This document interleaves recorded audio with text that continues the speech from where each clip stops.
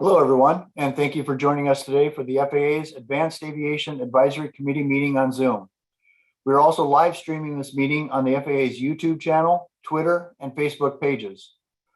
Before we start this ACT meeting, I would like to share with you a few housekeeping items. First, we ask that everyone remain muted during the presentations. After each briefing, there will be an opportunity for the ACT members to engage in discussion and ask questions. Because of the large size of the group, we ask that you first raise your hand using the Zoom command on your dashboard. I will be moderating and will monitor the dashboard and call on you to begin speaking. Second, a reminder that this ACT meeting is being live streamed and recorded. The recording will be archived and made available for future viewing on the FAA's YouTube channel. And finally, our FAA team is monitoring the meeting. So for those of you on Zoom, if you have technical problems at any time during the meeting, please make a note in the comments in the Zoom dashboard and we will assist you. For those viewing the live stream, we are unable to answer any questions posted in the chat box. So let's get started this time. I'd like to turn it over to Jay Merkel, who's the Executive Director of the UAS Integration Office, for the official statement of the designated federal officer and his opening remarks. Jay, over to you. Okay, thank you, Gary, and welcome to everyone. This is the public meeting announcement read by myself, the designated federal officer of the Advanced Aviation Advisory Committee on February 23rd, 2022. In accordance with the Federal Advisory Committee Act, this advisory committee meeting is open to the public. Notice of the meeting was published on the Federal Register on February 9th, 2022. Members of the public may address the committee with prior approval of the chair. This should be arranged in advance. Only appointed members of the advisory committee may vote on any matter brought to a vote by the chair. The public may present written material to the Advanced Aviation Advisory Committee at any time. And there, Gary, is the DFO statement. So if you could bring up the agenda, please. So this is our agenda today. We'll have opening remarks. Then we'll have an overview of the new Advanced Aviation Advisory Committee roles and responsibility. And I've gotten several questions already. Some people pronounce it ACT, and some people prefer to say AAAC. Both are acceptable. The FAA's response to Task Groups 11's acceptable level of risk white paper. Then we'll take a break. Task Group 12 will be the second part of the K through 12 curriculum recommendations. We'll have a brief update on the Beyond Visual Line of Sight Aviation Rulemaking Committee, a presentation by the Los Angeles Department of Transportation on a UAM policy framework. Then we'll discuss new taskings. Then I will turn it over to our chair, Captain Mills, for new business, future agenda topics. Then we'll have some closing remarks and adjourn. So, Gary, the last thing I have to do before we go into the meeting is I need to ask for a motion to accept the minutes of the previous meeting. So moved. Do I have a second? Second. Second. Thank you. Second. Is there anyone opposed to accepting the minutes of the previous meeting? No opposition being heard, the motion has passed. And now it is my pleasure and honor to introduce our Deputy Administrator, Mr. Bradley Mims, for some opening remarks. Over to you, Brad. Well, thank you, Jay, and good afternoon, good morning. And, I just want to say hello to the committee members today and everyone viewing today's live stream. Again, I am honored to be a part of the first Advanced Aviation Advisory Committee meeting. And I want to remind everyone why we changed the name from the Drone Advisory Committee. We did it to broaden the focus beyond drones to include advanced air mobility and its issues, interests, and policies. We had the direct support of the Secretary in doing this. Along with the name change, we are also selecting qualified applicants to fill vacancies on the committee. We expect Secretary Buttigieg will approve our recommendations in the near future, and that's moving along pretty well. Now, regarding today's meeting, I'll start by saying something you already know. There's never a dull moment in the drone community. Recently, we reached 1 million airspace authorizations through low altitude authorization and notification capability, or LANC, or let me just say LAANC. And there are no signs that this will slow down anytime soon. Beyond Visual Line of Sight Aviation Rulemaking Committee is wrapping up its monumental work. Jay will provide more details on that later. Let me just say that I'm incredibly proud of the commitment and dedication of this ARC. They've worked quickly to build consensus within a very diverse industry. I know from my own experience, getting consensus is just very hard work sometimes, but the results are worth the effort, as all of you know. Now, before I turn it back to Jay, I'd just like to take a heartfelt moment to acknowledge our FAA Administrator, Steve Dixon, who's been a staunch advocate for enabling innovation while at the same time keeping an intense focus on safety. Steve is a true believer in the power of consensus when it comes to expanding access to the national airspace system and doing it safely. I truly will miss his steady hand when he steps down at the end of March. I would also like to thank the committee members and support staff who were involved in developing the gender neutral language recommendations, a task force that Administrator Dixon played a major role in advancing.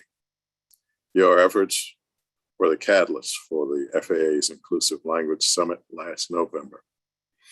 Now, as far as I'm concerned, language matters, and that's why we've taken the first steps to welcoming everyone to the drone and aerospace communities. This is part of our broader push for diversity, equity, inclusion, and accessibility in the aerospace industry. When we get DE&A right, we unleash and maximize all kinds of innovation, period. So let's get going. Thank you all again for the hard work and time you put into this effort. And I know you have a full agenda ahead of you, so I'll turn it back over to Jay to continue the meeting. So over to you, Jay. Thank you, Deputy Administrator Mims, and we'll all miss Steve. He has been a staunch advocate for innovation and safety and diversity and inclusion, and that's been great. So I'm going to keep my remarks brief because, as Brad mentioned, we have a very full agenda. Brad did mention the Inclusive Language Summit, and I once again want to thank the members of this committee. You were very much a catalyst in helping to get all of that rolling. We continue to implement the remote ID rule, and the good news is we have our first means of compliance for demonstrating categories 2 and 3 for operations over people for small UAS. And this is also partly, our implementation of this rule has also been enhanced by your contributions from this committee. We also have been making great progress on the Recreational U.S. Safety Test, or TRUST. We have over 206,000 tokens that have been issued. And I think that's phenomenal. That means we've got 200,000 largely recreational types who are tuning in to safety and becoming a part of the community. And that's just really great. So if you add that with the 107 pilots, it's about 400,000 people who so far have decided to become a part of this community of the drone aviation. It's a free online aeronautical knowledge and safety test designed to provide recreational flyers with a minimum amount of information needed to fly safely. We hope it'll spark desire for them to learn more. We hope maybe some of them become 107 pilots, and we hope maybe some of them decide to get in a big airplane, that they become an aviator inside the airplane as opposed to on the ground. And so we've also been making some real progress in the aircraft certification front. You may have noticed that the first basis of certification, we generally call it a G1 paper, went out about 4 weeks ago, and I believe 2 more hit the Federal Register yesterday. And we'll talk more about the Beyond Visual Line of Sight ARC. We're very glad that we received well over 150 applications to join the ACC. And as Brad said, we're working to move those recommendations up through the approval process. So I look forward to hearing more from today's agenda topics. And now I want to introduce our chairman, Captain Houston Mills. Houston, Wow. over to you.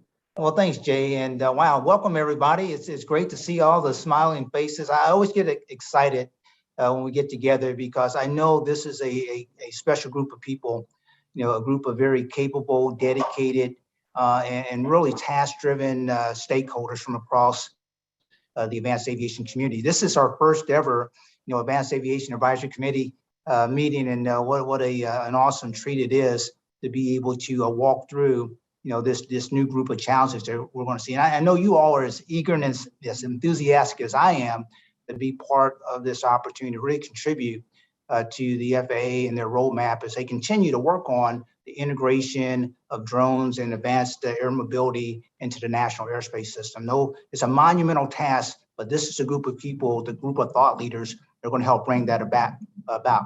Again, Deputy Administrator Mims, thank you for those opening remarks, Jay. And team Gary, everybody just putting this whole thing together. We take none of that for granted. And again, just want to reflect that we are going to miss Administrator Dixon and the tremendous contributions he's given to the aviation community. And we know as an advisory committee, it's that type of vision that it will enable us to continue moving forward.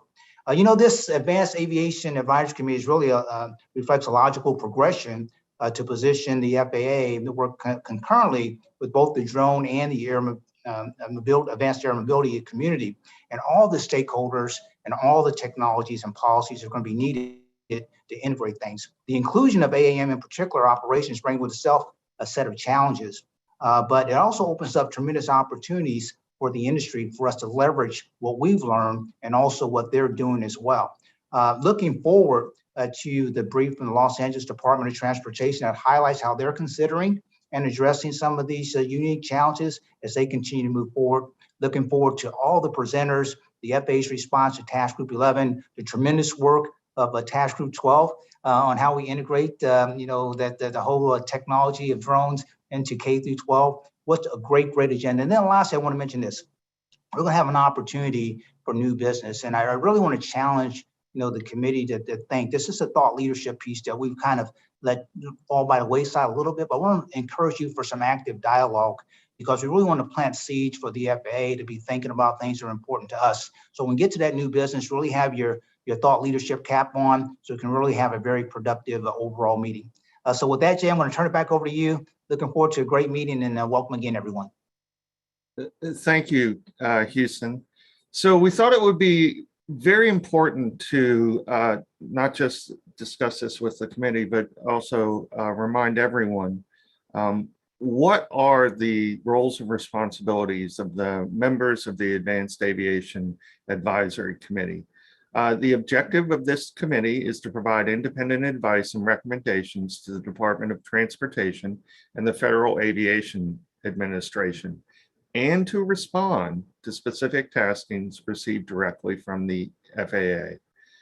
The Advanced Aviation Advisory Committee is focusing on improving the efficiency and safety of integrating advanced aviation technologies, including UAS and advanced air mobility, into the national airspace system. equipping and enabling communities to inform how drones and AAM and other technologies like them may operate in ways that are most positively impactful to their communities with the least negative impact to those communities. The ACCC will act solely in an advisory capacity and will not exercise program management responsibilities or policy responsibilities in any way. It's going to be composed of members appointed by the Secretary of Transportation upon recommendation of the FAA administrator. To the extent practical, the membership of the AAAC shall include persons of diverse backgrounds. And having seen all of the applications that came in, we're making some progress, but we still need to make more. The evolution of the committee, the secretary did approve the name change from the DAC to the AAAC on October 2nd, 2021. This change expands the focus to include AAM issues, interests, and policies. These reflect the logical progression within the FAA. We have expanded membership from 35 to 41. And we have added a community advocate representative to provide insight and expertise to the potential impacts of increased drone and AAM traffic on communities. So now I get to the part that legal actually wants me to read exactly like they wrote it for me. And that is the AAAC should prepare all committee reports, recommendations, and other committee work products based on FAA taskings. ACCC membership should attend all meetings called by the designated federal officer. ACCC members should speak with Congress and media only in their personal capacity and not on behalf of the ACCC. Unless prior approval is received, members should not receive or discuss information concerning matters which would be covered by what's known as the Freedom of Information Act exemptions 4 and 6. And these include trade secrets, commercial or financial information, or records, the release of which would constitute a clearly unwarranted invasion of personal privacy. So with that, I want to open it up to the committee members and ask if there are any questions about the roles and responsibilities.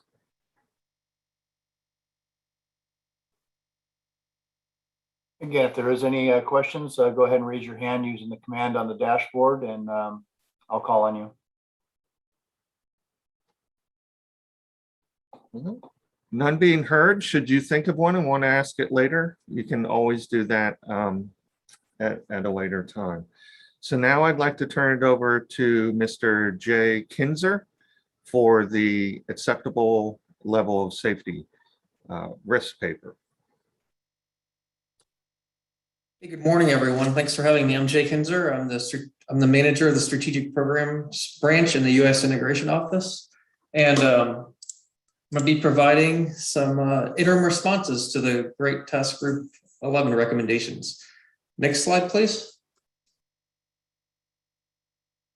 So again, thank you for providing these great recommendations concerning the acceptable level of risk. We recognize a great deal of thought, discussion, consideration went into the analysis and recommendations. This is important work that will help contribute to our ability to maintain safety in the nest while enabling new innovative operations. Next slide, please. So this is we're providing interim responses at this point. At the next ACT meeting, we'll provide the final responses. So we know the BVLOS ARC report, which is now scheduled to be provided to the FAA on March 4th, will have some implications on our responses. So that's one of the primary reasons we're providing interim responses. And so with these responses, we concur with all the great recommendations, except the one regarding cumulative risk, which we'll discuss in a few minutes. And also we've got number of these recommendations already in place. So next slide, please. So this is recommendation response 1 to clearly establish rate-based safety targets that are relevant for all UAS operations for air and ground risk. So we agree that the acceptable level of risk posed by UAS should be appropriate to the type of operation being performed. We agree with the proposed recommendation from the BVLOS ARC that the risk should be based on the risk to human life due to a collision with traditional crewed aviation or a collision with a person on the ground. We further agree that applicants should be able to use a combination of qualitative and quantitative methods to demonstrate their adherence to an acceptable level of risk. So we're continuing to research and determine the most appropriate acceptable level of risk values for UAS operations based on the proximity of traditional crewed aircraft operations, general aviation and air carrier, as well as overflown populations. So more to come on this. Like I said, once we get the BVLOS ARC recommendations. Next slide, please. So response number 2, recommendation response number 2, develop an emergency use provision where risk-based requirements can be waived or lowered for emergency and or life-threatening operations. So again, we agree with this recommendation, and we've provided a means of enacting TFRs and other emergency use provisions for rapid UAS response. The FAA has a process in place to enable tactical BVLOS operations and emergency authorizations when first responders contact the FAA SysOps Support Center. The FAA also has a special government interest process. This process enables response to emergencies with the UAS in an expeditious manner by allowing public safety agencies to apply for expedited airspace authorizations. The SGI process, depending on the nature of the operation, can be completed in a matter of minutes sometimes. Next slide, please.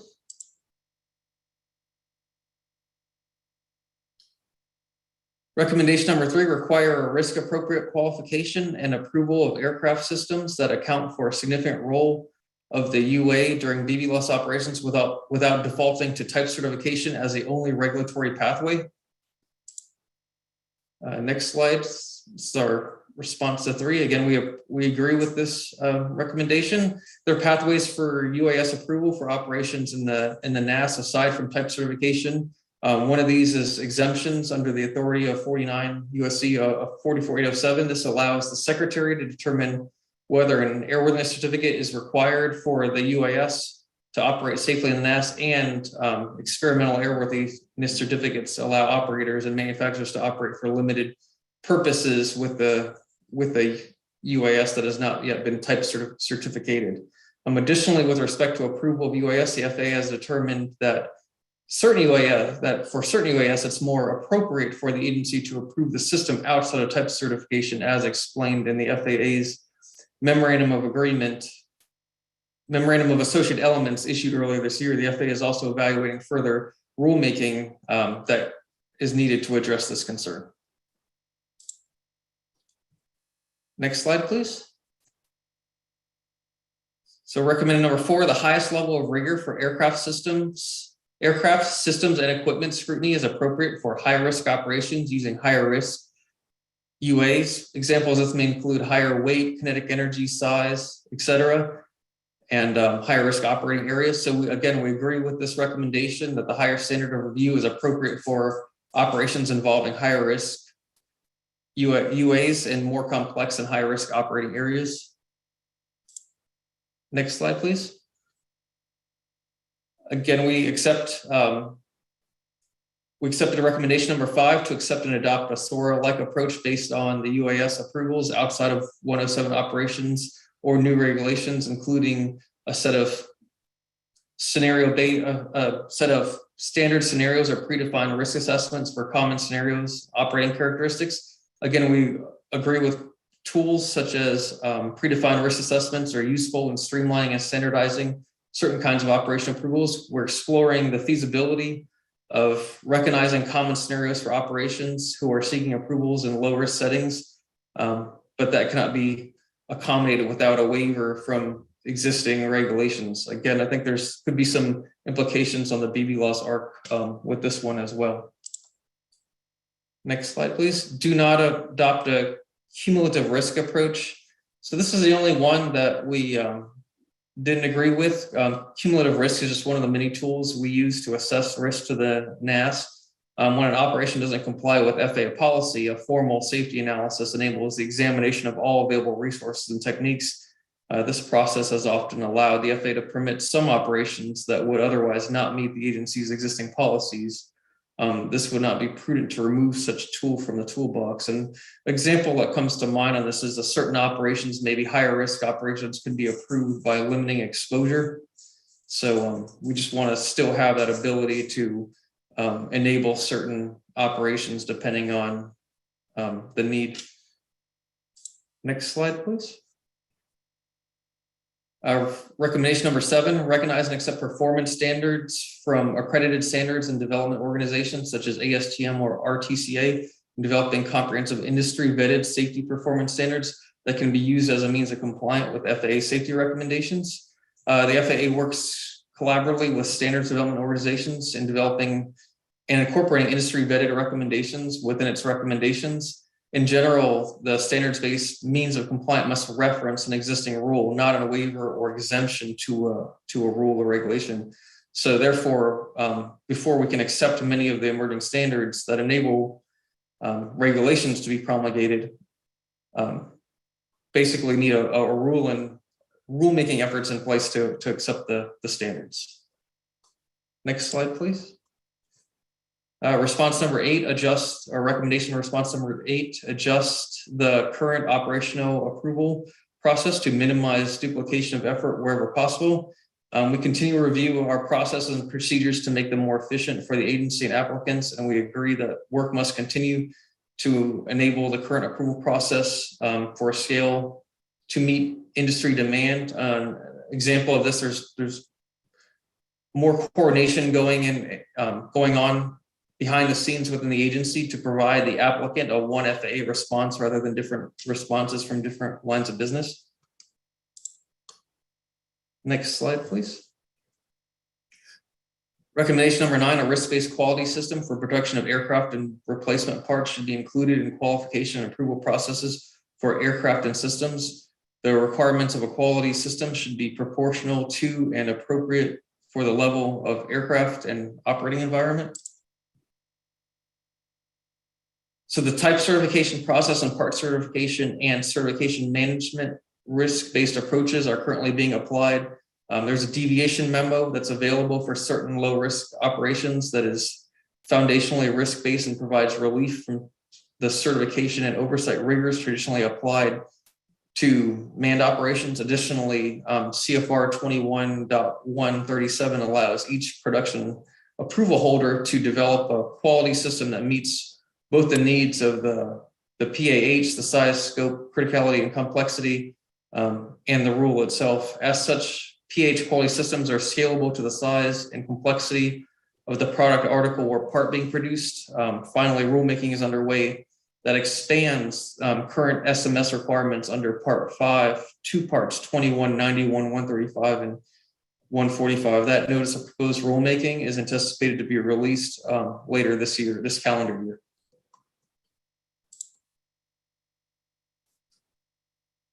Recommendation number 10, encourage commercial Part 135 operators to track UAS safety events, example, loss of control for in a safety management system and compare the actual rate with expected rate. The UAST SMS recommendation should be used as a guide to align scope of the safety management system with the risk of the operation. Again, we agree with this recommendation. Rulemaking is underway. Again, the same rule we discussed in the previous slide that expands the Part 5 SMS requirements.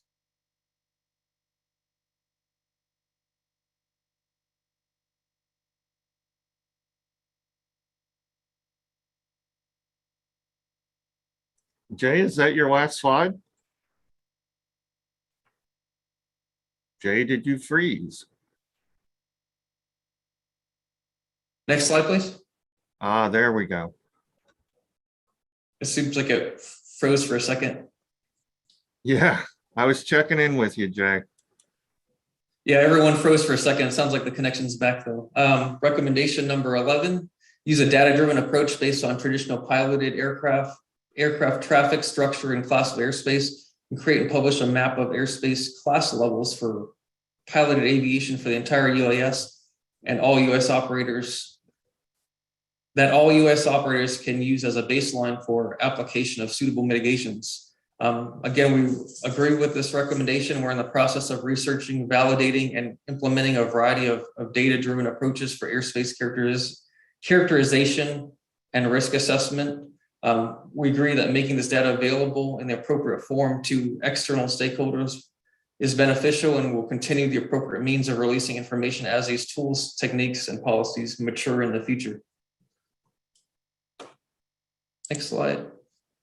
Do more outreach to educate operators on the UAS safety reporting capabilities within the Aviation Safety Reporting System, ASRS, and create a portal that allows all UAS operators to voluntarily report hours flown. Data from this reporting system should be made available to industry groups like the UAST to help offer guidance, now called the DST, to help offer guidance and improve the safety for industry. Next slide, please. So our response to that, again, we agree. We're continuing our commitment to the education of drone operators. The drone safety team promotes NASA's ASRS program on its homepage and has access to the information that is provided by the ASRS program. The ASRS submission portal provides the reporting party the ability to submit the following information: total operating time to date in all UAS makes and models, total operating time in the past 90 days in all UAS makes and models, and total operating time and date in the UAS make model involved in the event. The FAA conducts regular public outreach and promotion of education through a variety of events, including its yearly symposium. Anyone can query the ASRS portal and review predefined reports or generate a variety of aggregate statistics on the reports collected and the data they contain. Next steps, again, we'll continue to, once we get the report from the BVLOS ARC, we'll review and digest those findings and incorporate them into our responses. And we'll continue our efforts already underway to address the responses and provide our final responses at the next ACT meeting. Any questions? Looks like Kenji's hand's up. Yes, I do have a question. I always do, but Jay, great presentation as expected. Thank you so much for you and your team, and it's always great to see you again. I have first comment. The first comment is I really like number 5 with the PDRAs, and that's going to be really beneficial to the industry as a whole with the predefined risk assessments. First, when do you anticipate some of those PDRAs will start coming out? And then second, in terms of the ALR rate, will you be waiting for the BVLOS ARC report and recommendations before you start moving into determining a specific rate? Like Jay Merkel's nodding his head saying yes, and I was thinking the same thing. Yeah, we're waiting on the BVLOS report for both of those. Yeah, for both of those, Kenji, and we really need to make sure that we take the results and vet them throughout the FAA to make sure we throughout the FAA are all approaching this the same way, so that when we go forward as one FAA. And I see Captain DePete has his hand up too. I do. Good afternoon, everybody. AAAC #1, this is great. It means we're moving forward and progressing, and I appreciate, that's great seeing you again, Brad and Jay, Houston. And of course, I'm going to echo the voice about Steve. Steve has been one of the most accessible administrators we've ever had. I mean, there's not a time that when I call, if he doesn't immediately pick up the phone, he calls back really quick. He's been just an incredible, and let's face it, we've all had a lot of challenges these last couple of years, but I love this conversation. I think because this is really just embodies all the collaborative work that we've been doing so far on the old DAC and now with the AAAC. And I just wanted to specifically comment about the responses on 11 and 12, those 2 slides about the ASRS reporting, because you know, if you recall back, and Brad, this might have been a little bit before your time when you came on, you know, we all worked together as a group to create a task group on safety culture. And it was eye-watering to see how everybody was so involved in trying to do the right thing there. And I really feel like we really need to double down on this, because in our area of the industry, right? I mean, in terms of Alpha, this is what we deal with 24/7, is we have a risk predictive model. And that risk predictive model, you know, which used to be a forensic model, now risk predictive, was made capable by the collection of data and that data crunching by MITRE that gives us really a truly risk predictive model right now. So I'm really pleased with that. Speak very much in favor for all the hard work. Jay, great job on that presentation. It was really good. But I encourage the FAA to look at new ways to encourage, and I see you have that in here, so I'm really happy about that. But to encourage new ways to share data, not only from the users, but from the operators themselves. I think it would really make a difference, and we can look back and be very proud of what we create. So thanks very much. Appreciate it. Okay, Jack, over to you.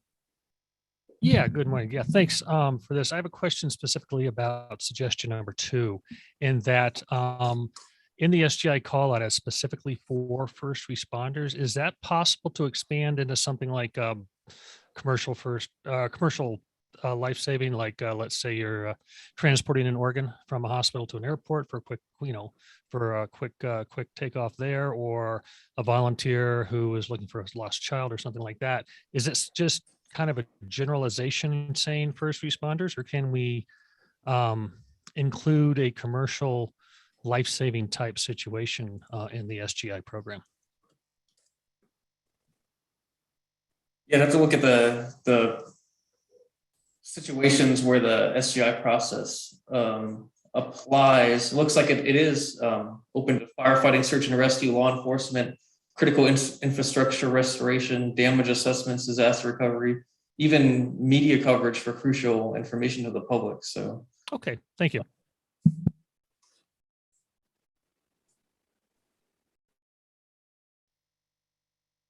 Tim, did you have your hand up, or?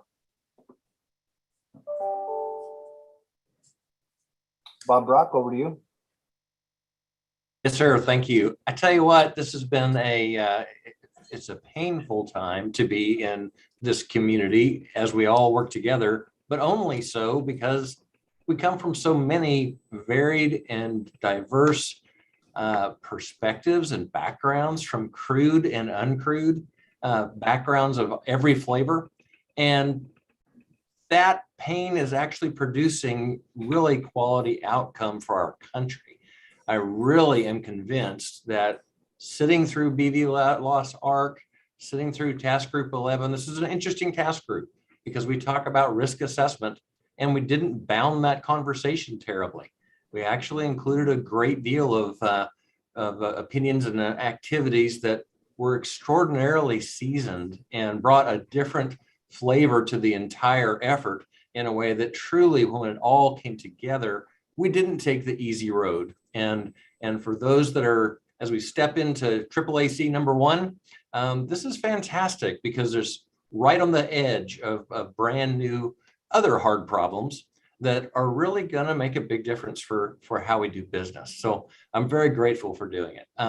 I will ask from Task Group 11 perspective, I think this is the beginning of an ongoing conversation. So these are our initial our observations. Your feedback will probably want to continue the conversation. I think this is one of those forums we can do that. But and I want to thank the FAA for having the opportunity for us to even have a voice at all, and not just receiving the rule book in the mail. That makes a huge difference that industry can truly reach out across the entire, all the communities to work together. So thank you, Task Group 11 members that volunteered an extraordinary amount of time, and we'll look forward to doing it again sometime soon. So thank you again. And Jay and Administrator Mims, thanks for providing the leadership to make this possible. David Carbon. Yeah, I think it's worthy, not that we want to do a mutual admiration society, but Bob, thank you for pulling us all together and hosting that group. I know there were lots of disparate opinions and thoughts and great backgrounds, and I'll only speak for myself. I feel like that we were heard, and that goes a long way to your facilitation of that process. And I too am very comfortable with the recommendations made. And frankly, I'm also comfortable with the one the FAA rejected. So as you know, but thank you for what you did to pull us all together. Yeah, kind of along those lines. Thanks, David. I was about to jump in and say the same, but you're right. Leadership is everything. And one thing I'll say about this committee is everyone steps in when called upon. And so Bob, kudos to you, Task Group 11, for stepping in here. And then to Joe's point about connecting the safety, culture, and risk. This is a continuation of one of those foundational elements that truly is going to help us to move things forward. And so I think everything's a building block, and really, to everyone's point, applying the FAA for bringing on a lot of those recommendations and bringing them forward for us to continue to build and move towards integration. So again, kudos to everyone. Thank you, Jay and team, for bringing forward these interim responses, and we'll look forward to continue to build upon them.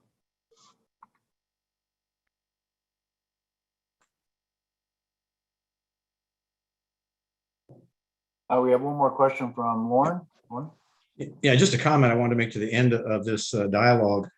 I think what's so important is all these diverse voices in this group, and Task Group 11 was certainly representative of a lot of different people with different interests.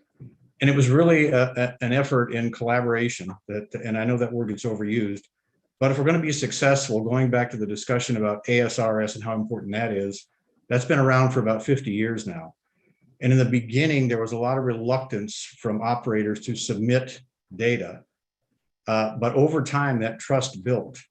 And I think what we're doing now is going to help us get a jump on building trust, because data are going to be the foundation for giving us a really safe system, safe operation. So I think this was a great opportunity, and trust is going to be the key, and it's a great group.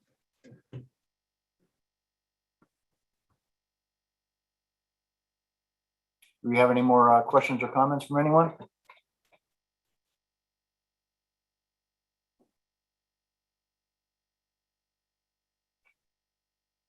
Okay, I'm not seeing any. We are running a little ahead of schedule, Houston, but I think we can still do our 10-minute break, and then we'll finish up the second half of the meeting. Is that good with you, Houston? Yep, that sounds great. A short 10, and we'll start back promptly. Let me see. Let me look at my time here. What is it? We'll say 12:50. Sound good? Sounds good. I ask that everyone, again, keep your microphones off, and we'll rejoin at in 10 minutes. Break until 12:50.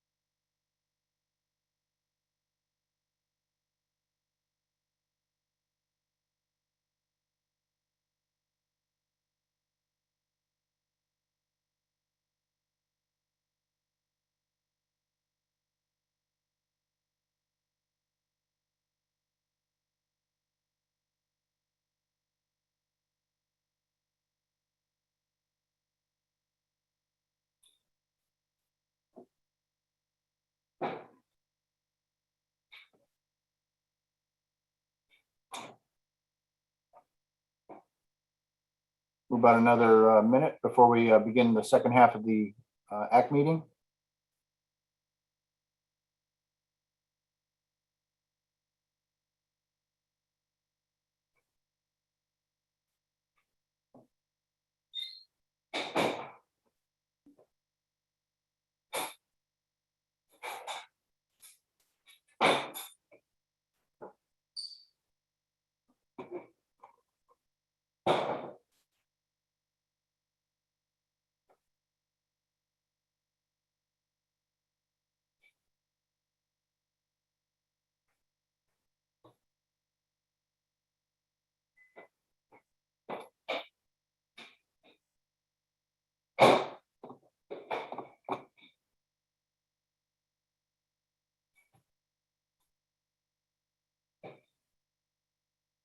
Hmm.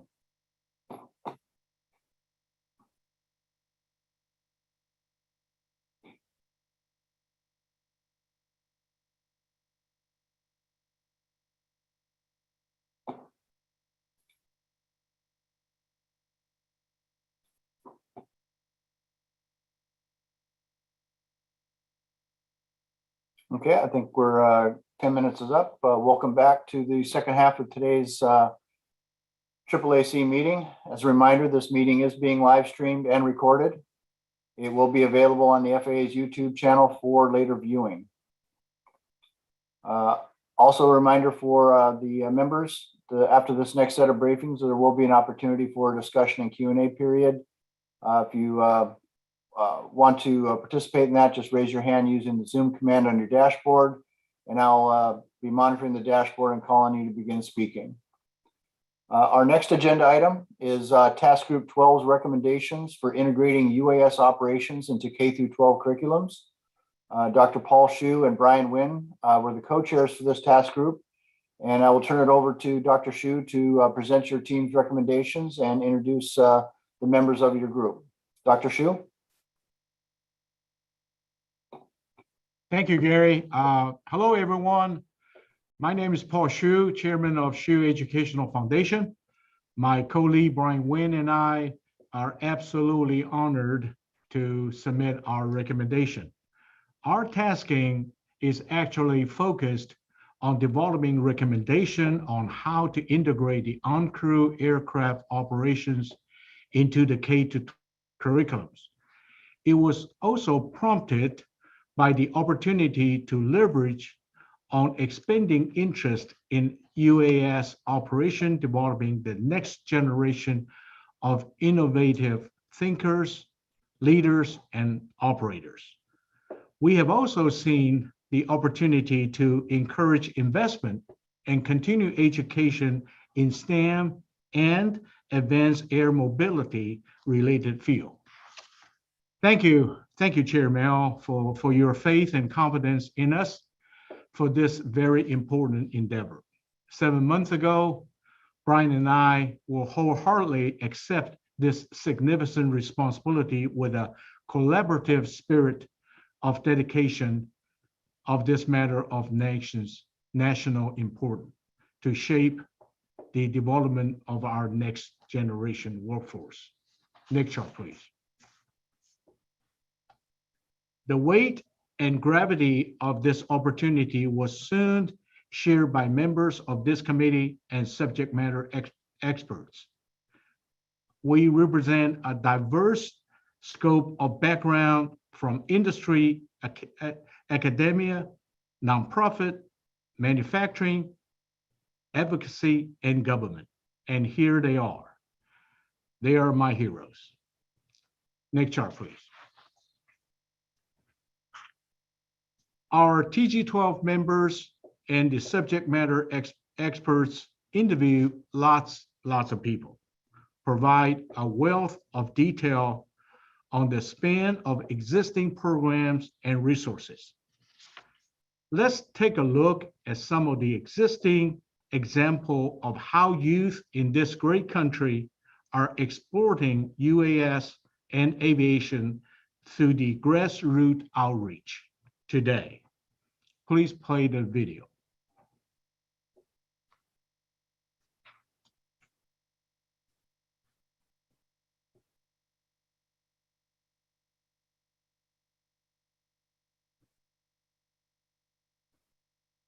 Can you turn the sound off?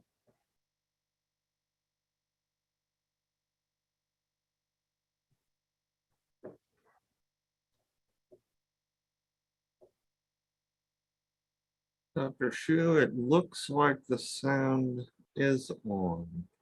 Okay. I'm not sure why we're not hearing it. Okay, well.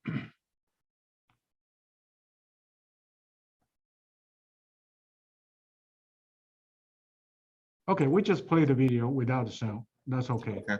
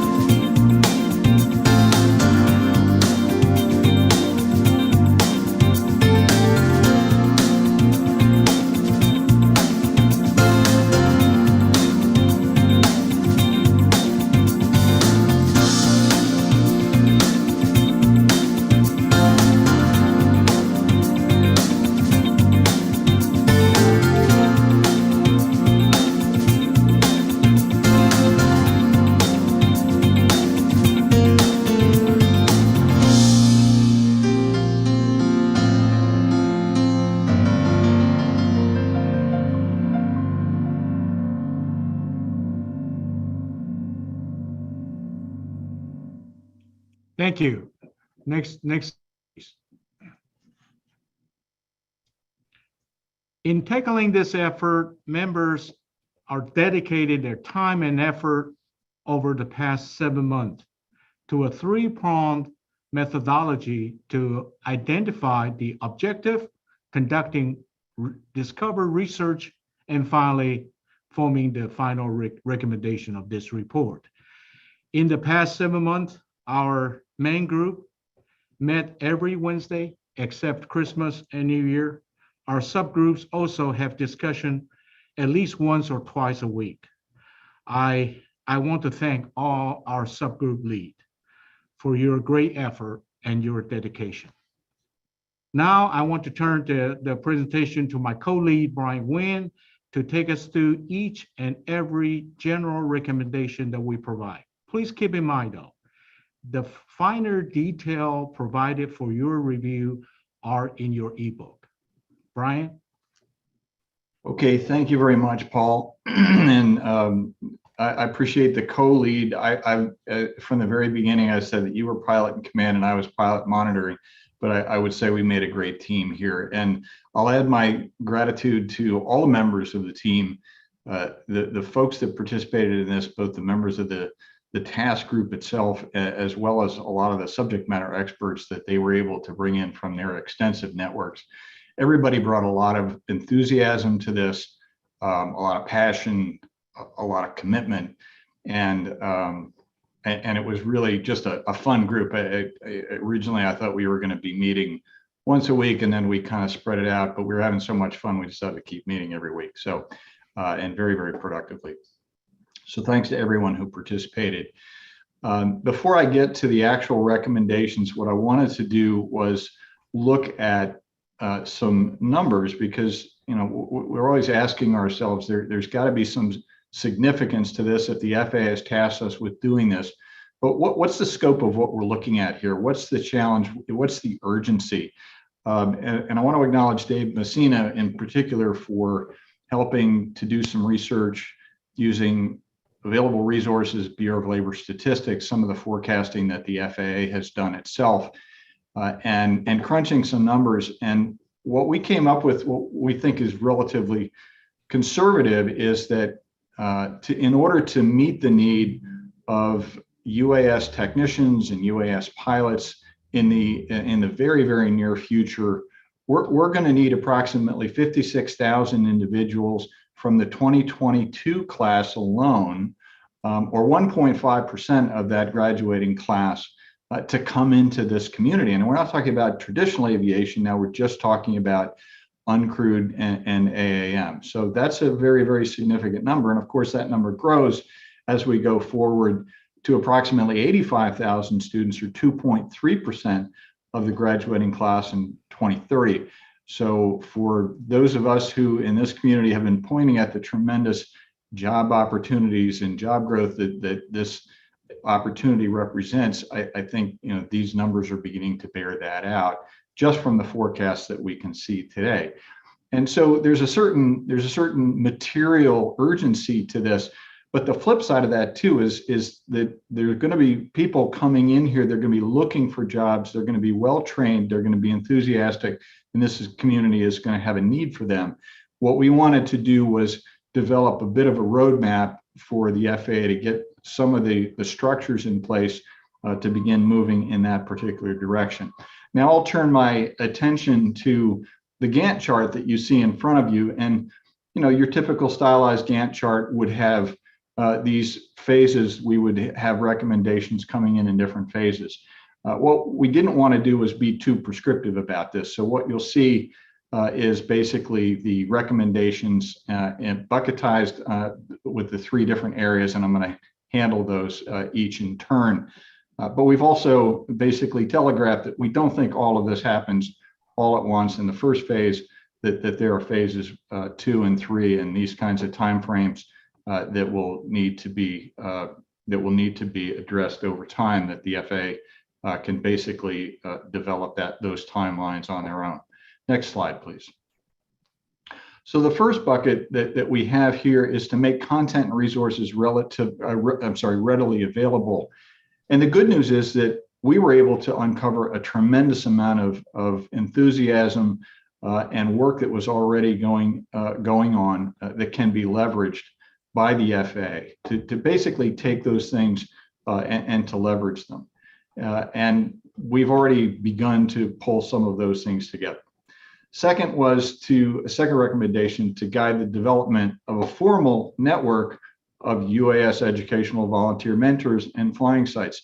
Some of this is already being done, but it's not being done on an organized basis. And we think that there's a great opportunity here for the FAA to step in and to grab onto that enthusiasm and make it more accessible to others through this mentoring type of an approach.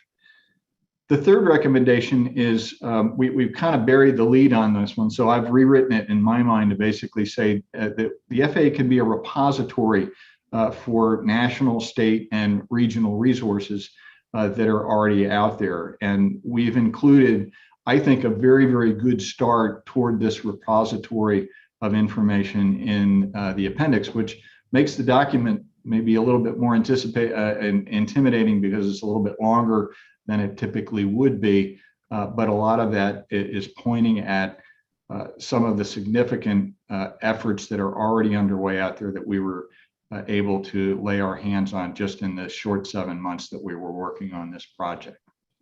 Next slide, please. The next bucket is build connections for action and cultural transformation.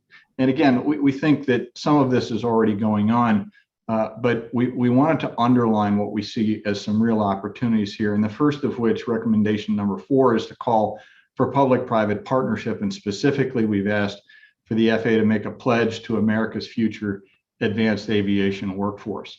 And this would basically act as a clarion call for industry partners to step forward. We saw some of this in the research that we were doing, some very, very good industry partners working with not-for-profit organizations and educational organizations that were reaching out to young people.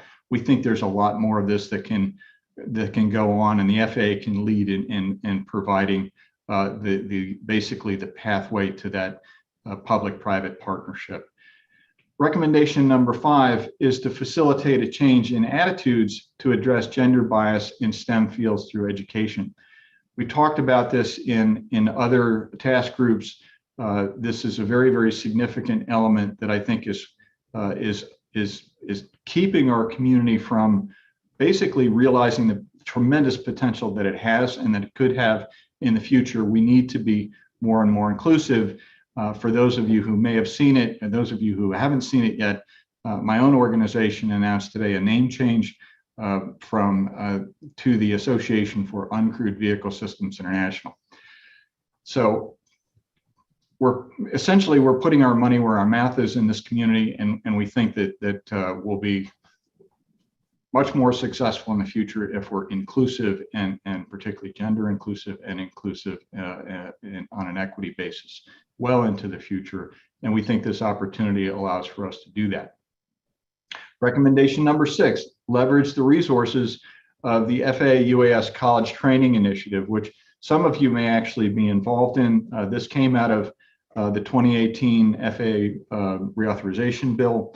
And my notes tell me that there are 84 colleges and universities in 39 states participating in this effort already. Many are community and technical colleges with regional focus. So those groups know what industry skills are needed in their particular area and what local industry is looking for. So they represent, if you will, a pathway in not just K to 12, but K to career. And we think that's a really, really good program. And we wanted to call that out very specifically with recommendation number 6. Finally, recommendation number 7, form an interagency work group with the Department of Education. Clearly, the FAA has an important role to play here, and we think we've got really good stuff to work with, but it's the Department of Education's role to focus on this particular topic.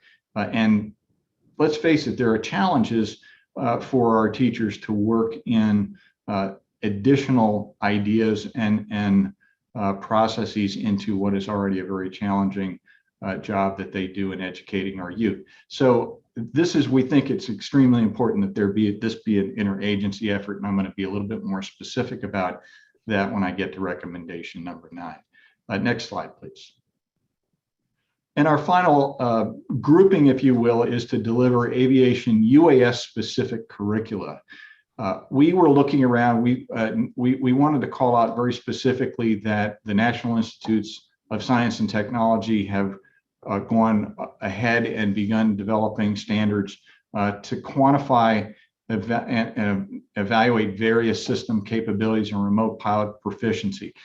Remote pilot proficiency and how you figure it out, how you measure that, how you determine it is a topic that we've been wrestling with for some time. We think it's time that we sort of coalesce around particular standards in that area and so forth. A lot to be said. That's a topic in and of itself, of course, but we wanted to call it out here. Recommendation number 9, create a grade 8 through 12 aviation specific STEM curricula model on CTE CyberNet. Now, I'm not going to be able to do justice to what has been done with CTE CyberNet in this quick presentation, but what I will say is that it is a marvelous example that we looked at of I believe it's the National Security Council working directly with the Department of Education to develop very specific curricula that could be handed to schools in this particular grade 8 to 12 range and fits right into the curricula that they're already working with. I'm going to come back to that in just a quick second with it so that I can illustrate that a little bit better. And then finally, we thought it was really, really important not to forget that not all the learning goes on inside of the classroom, that there are extracurricular programs that can help not just generate more and more interest, but also allow for reinforcement of the things that are going on in the classroom. And so let's not forget extracurricular programs as well. And final slide, please, for me. So this is an example. It's a little busy, but you get the idea here. We actually took the NSA CyberNet model that they worked up with the Department of Education, and we stole it, if you will, imitation being the sincerest form of flattery, we basically started plugging in here the areas that we thought where we could put topics in that were specific to UAS that would actually fit into the existing curricula that was being utilized by the Department of Education. Of course, this would be something that we would recommend the FAA look at in a collaboration with the Department of Education to put this together and then to promulgate it from there.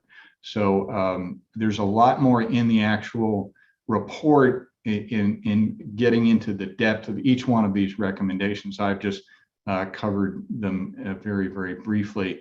So, but again, as I close here, I really want to acknowledge that this was a terrific collaborative team effort on the part, not just of the members of the task group, but other members of their network that they brought in, members of their organization.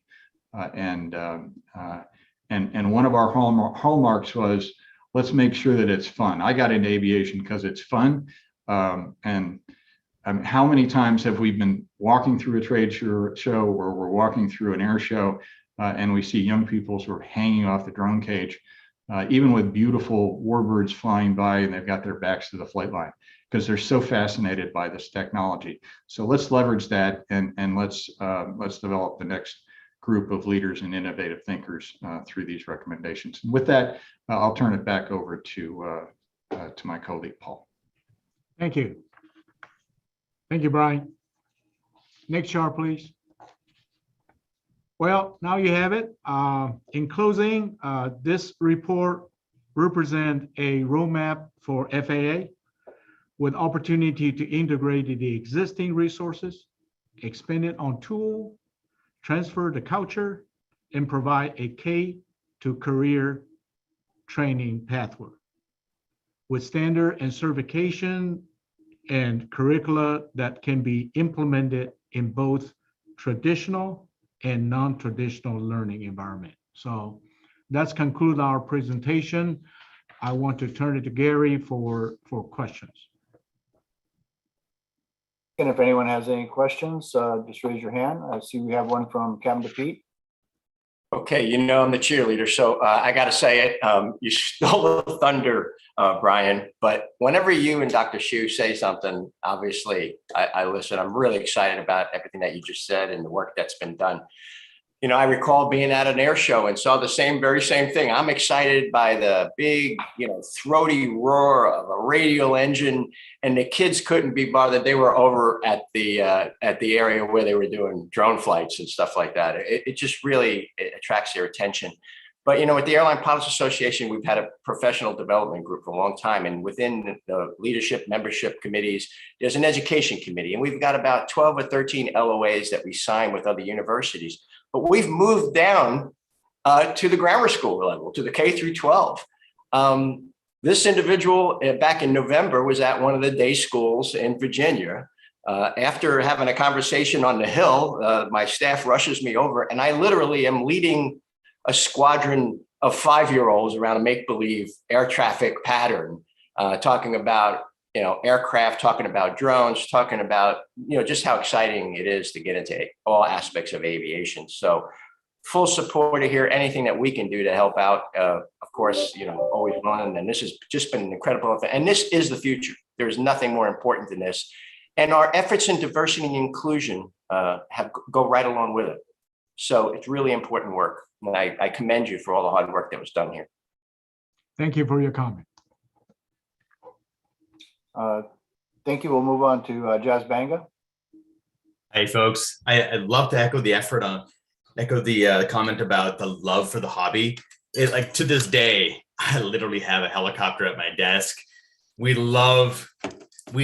children love the technology. Even you could argue most of the startups have created over the years just to fund my hobbies of buying more helicopters. So I think it's a really important thing to activate that interest in the hobby. I would ask that maybe we consider providing the content in multiple languages, even pre-COVID. Most of these projects have multidiscipline, multiple locations, people from all over the world that also take such a deep interest in this space that they come to school here or the students that are here too as well. So I'd ask if we could do that. And then additionally also, could the content be provided in some sort of certification program, whether it be, a Udemy or something that gives people, the children, credit. That way they're allowed to dedicate a portion of their school time towards these projects and get credit in their school. Thank you. Thank you. Okay, next question or comment from Roby. Yes.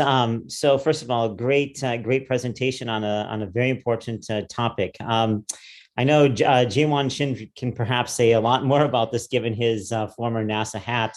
But I also wanted to point out from an interagency perspective, NASA has developed a very good actually pre-K all the way through 12 and even into the university front, an aeronautics curriculum that I think would be very useful for the FAA to kind of bring in from a science and engineering perspective.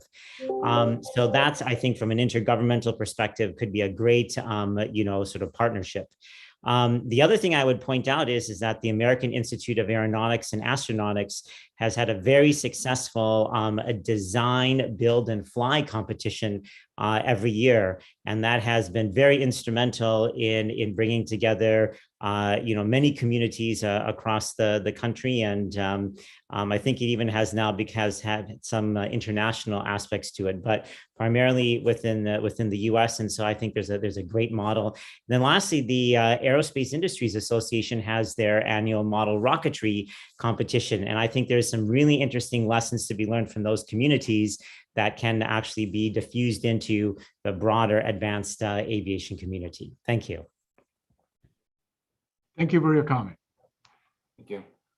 Next up, we have Kenji Sugahara. Thank you. Dr. Shu, Brian, amazing work, especially to you and the members of Task Group 12. From all the work that's gone into it, you can see all the passion that's gone into it. So thank you, and excellent job. I just want to make two quick points. The first one is that the funding piece is absolutely critical, because of course we know that a lot of teachers don't have a lot of funds, a lot of schools don't have a lot of funds. So I want to make sure that we put an emphasis on, especially, I think it was recommendation 4, in terms of making sure that there's some public-private partnerships that looks at sort of funding these programs. And then secondarily, another thing is, the toughest part is finding that cheerleader within the school system, because once you find that cheerleader, that teacher who's really into it, getting them invested, and then secondarily, these folks, these cheerleaders aren't going to be there forever. So it's going to be an ongoing process in terms of making sure that there's continuity and there's always cheerleaders involved. So it's not a one-time deal. We got to remember it's going to be a multi-year, even decades, to make sure this program is successful. So just want to make that note. So thank you. Well, I totally agree with you. When we talk about education, training, certification for the future workforce development, public-private partnership is absolutely a low-hanging fruit. Government cannot function without industry, and vice versa. So if we can figure out a way that we can put this two giant group together, miracle happen. So thank you. Thank you. Next up, we have Dr. Cahill. Yeah, so I really want to thank everybody who worked on this. This is very, very important. And if you actually look at the report, a bunch of the NASA and AIAA and all those other programs are actually called out. It is a very, very thorough report. I want to do a call out to the FAA AVSED folks who really are stepping up to do outreach to schools across the country. The challenge, of course, has been COVID. So a lot of the activities that normally would occur this year have been stymied by the fact that we actually haven't been able to travel. And for us, we are doing STEM outreach through the Assure program. And we are really looking forward to getting out into the communities, but the communities have been shut down. They didn't want to have outsiders fly into a small community with no health care. So it has been a real challenge as we have been moving forward. So I think that this is great. The recommendations are wonderful. I think that you're going to see a complete revitalization, energization push forward with the STEM outreach now, especially that the COVID numbers are going down and we can get back into the schools. So we're doing great stuff. All these programs are wonderful, but I think you're going to see even more of it as we get past the pandemic. Thank you for that comment. Amanda Negra? I just wanted to the comments about funding mechanisms that can be a solution. There is some depth in the report that goes into some of this, but one of the things we found is that there are some models for states to embrace funding certifications. There's a national model with the Perkins grants, but also state to state, there are some initiatives where if it is highlighted as something that those employers are needing and that they're hiring from, then there can be matching funds to those school districts. We've seen it in Florida under the CAPE, under FLDLE, it's the Florida Department of Education's CAPE program. And it was exciting for us to see that certifications for drone operation are existing on that list, but we need to go further. It's definitely in the early days. Thank you very much. Mark Colburn, you're up. Yes, I just wanted to say it was a pleasure working on this group with Dr. Shu and Brian and everybody else. And I was put in charge of the researching existing programs, even though I didn't really know a great deal about this whole subject before I got involved in this. But what I found was there's a lot of really great programs out there that are already in existence. The curriculum is out there. The FAA just needs to tap into what's available. And let's not forget also that, you know, our biggest problem in this country is the fact that our school systems, there's one word that makes it getting this into schools difficult, and it's called independent, independent school districts. Every school district is different. And, it's hard for the federal government to get involved in that. But there's like I say, there's a lot of great programs out there, and sometimes you may have to come in it from the backside. Like say, for instance, get to these kids in extracurricular and after school programs, like for instance, Boy Scouts, 4-H, whatever. And that might be the vessel to get into the schools, because you've got to have the teacher support. Once it gets into the school, or to get it into the school, you've got to have teachers that know what they're doing and know how to teach this. And a lot of problem that we found along the way was that even though there was money available and there was equipment available, they had no teachers that really knew anything about it. So that's another avenue that needs to be addressed. But that's, there's a lot of challenges here, but like I say, tap into those great existing programs that are already out there. And I think you can go from there and really do some great stuff. Thank you. Thank you very much. Vic Moss? Yes, they say if you want something to be understood, say it 3 times. So I'm going to be the third person to talk about funding here real quick. I'm going to actually put a challenge out to existing aerospace companies, be it Boeing or Airbus or Blue Horizon, Northrop Grumman, whoever. We're talking about your future workforce here. And if you can get these kids that little spark of the love of aviation at the drone level, that's just the place to start. And if you would look at how you're engaged in your communities, or possibly your philanthropic work, this would be a great place to focus those funds, because as everybody's saying here, it's got to be a private-public partnership. One can't operate without the other in today's world. So third time's a charm, maybe, but I challenge the existing companies out there to really look at where your funding is going when it comes to this type of stuff. So thank you. Okay. Thank you, Vic. Amanda? I just wanted to echo what he's saying, that where we've seen some success is those companies that made it a priority to incorporate it into their culture, and they can incentivize their employees to be mentors. So in the case of Boeing, for example, they will pay the nonprofits for the time their employees are actually working with students learning about drones. This is a good example of something that can be done, by a lot of different industry partners. But certainly we need to get the word out first. And so it's learning about what's being done in those other communities that will help smaller communities to embrace it.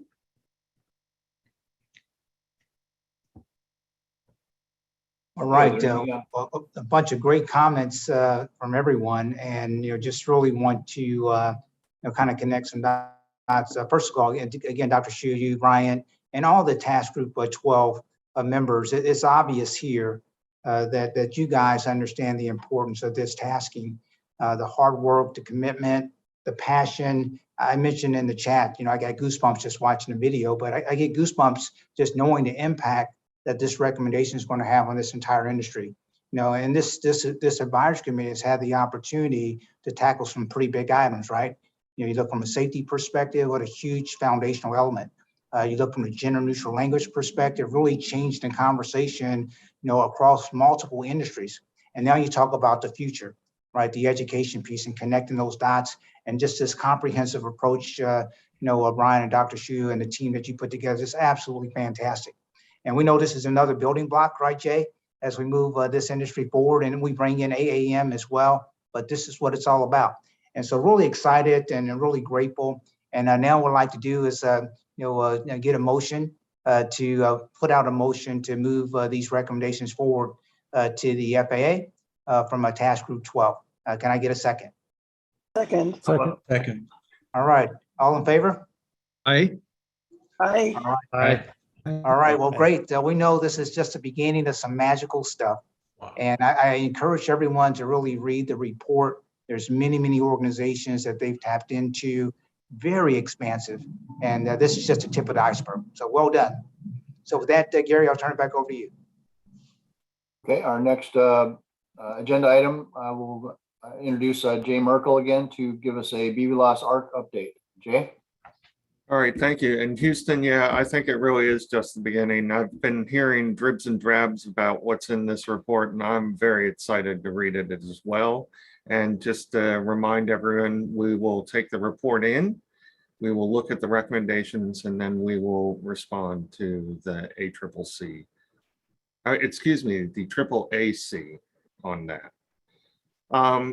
So the day that remote ID and ops over people became effective was the same day that the FAA gave us the go-ahead to put together an aviation rulemaking committee for beyond visual line of sight. And why did we select beyond visual line of sight? Because really, with remote ID and ops over people, it signifies the majority of the rulemaking that we need to do for visual line of sight operations was done. And there's a tremendous demand. And I've been saying this more and more. I think I said it 3 or 4 times last week and a couple of times this week. I wish people would quit referring to delivering burritos. There are some really important things going on in package delivery, but there's also a huge demand in what I could overgeneralize and call industrial inspection, power lines, pipelines, railroads. And we've been making good progress in those. And last year we had some pretty exciting and precedent-setting approvals in drone-in-the-box technology. So we thought we were ready and industry was ready to sit down and look at what do we need to do to really enable a set of rules that would allow us to get away from this one-off waivers and exemptions to existing rules and allow us to codify a set of beyond visual line of sight rules for these aircraft. And it's in those 3 areas: industrial inspection, agriculture, and in package delivery. And between April and June, we put together the committee. It was originally 90 participants. We had 1 drop out. And if you're familiar with aviation rulemaking committees, that's a really big one. And if you've been on an aviation rulemaking committee, this work is usually done primarily in person, with a lot of opportunity to get together and talk to each other. So it's been an amazing exercise in seeing how the traditional aviation education and manufacturers and operators and community advocates and privacy advocates, and I'm forgetting some of the categories, but they've all come together. The decorum has been amazing. And we're finishing up that work. We hope to have that work soon, and the FAA will then receive the report from the ARC. It's also been a real, again, testament to this entire aviation industry, because there've been some very robust, tough discussions, and both sides, or not both sides, but all the interests have come to the table in the best interest of safe and scalable and economically viable operations. And so kudos to everyone. Once we receive the report, we will take it in and then make it available. And we're already considering what to do in terms of how this will influence us moving forward. You saw that we're taking a little bit of a pause on the acceptable level of risk to make sure that when we get the recommendations from the ARC, and they did address some of this topic, that we can incorporate those before we responded. So it's really been 110% effort. It's been amazing to watch, and hopefully we see that work is completed very soon, and we start moving towards getting to this really scalable beyond visual line of sight. So with that, are there any questions? No? Good, because there's a fair amount of crossover between some organizations on the ARC and some organizations here. So I'm glad those of you participating in both don't have questions. All right, with that, Gary and Houston, I'm going to turn it back to you two. Okay, Houston, I'll go ahead and our next presentation is from Salita Reynolds from the Los Angeles Department of Transportation, and she'll be giving us a informational briefing on UAM policy framework considerations. Salita? Yep, great. Hopefully you can hear me okay, Gary. Sounds good. Excellent. So first of all, I just want to thank all of y'all for giving me a warm welcome into the artist formerly known as the DAC, the AAAC. It's been a great pleasure to learn from the tremendous expertise represented among you. But I'm sure it's been somewhat mysterious why the general manager of Los Angeles Department of Transportation is now part of this group. And so hopefully, this presentation will give you some insight into that and to what I think of as a pretty great opportunity and an urgent challenge in front of us. I think this is a fitting presentation for the first meeting of the AAAC because it really is about leaning into what's going to be required to bring the tremendous vision that AAAC promises, or that AAM promises into the US. Next slide, please. So, we're a lot of folks come from backgrounds where they're really familiar with airport operations or with general sort of low altitude airspace operations. And it's very clear that the FAA holds that singular authority for managing and overseeing low altitude airspace. But when you look at the skyline of downtown Los Angeles from above, you can see that there are a lot of landing pads on all of our tall buildings that were put there for fire life safety reasons, but they really spark the imagination of both this industry as well as city leadership, thinking about their potential to solve some pernicious problems that we have in a city like Los Angeles. When I say LA, probably the first thing that pops into your mind is traffic. You might think about celebrities or other things associated with Hollywood. But what most people think about is how long they sit in traffic. And so it is a really exciting vision to think about other ways, opening up other ways of getting around our city. But when I look at those helipads, and when I hear and see renderings of the future of aerial transportation, I'm thinking about my job as the one who manages and operates groundside operation. I'm also thinking about my role in taking in community input and engaging with residents in Los Angeles, and kind of being the buffer between the people who live in the place and the companies that want to come there and bring tremendous economic development opportunities to our city. Next slide, please. Just a couple of notes on this. I've worked in cities up and down the West Coast and departments of transportation. And if I had to boil down sort of what we do, it's in these three buckets. First of all, we're clearly operators. So, I have a interconnected signal system of about 5,000 traffic signals. Our traffic management center at SAC is one of the 7 wonders of the transportation world, built for the '84 Olympic Games, and it's now one of the largest and most complex. But I also really changed the way the street works. So I put in bus only lanes, protected bike lanes, stop signs, speed humps, all of those things. And what that adds up to is a significant role in balancing competing interests, because we're not in the business yet of decking or widening roads. We have to be smarter, wiser, and more efficient about the streets that we have. And the way that we use them and the sort of variety of return on investment that the public expects continues to expand. We're also regulators, and in California especially, there's a deep belief in outcome-driven regulation. So not regulating for regulation's sake, but regulating in order to meet the policy goals that are handed down to us from our elected leadership. But a role we play that's also sometimes overlooked is that we're an investor. We have tremendous resources, especially in transportation. It has been, thankfully for me at least, a somewhat recession-proof career choice, because there is always funding that is flowing, both from the public side, state, local, federal grants and things like that.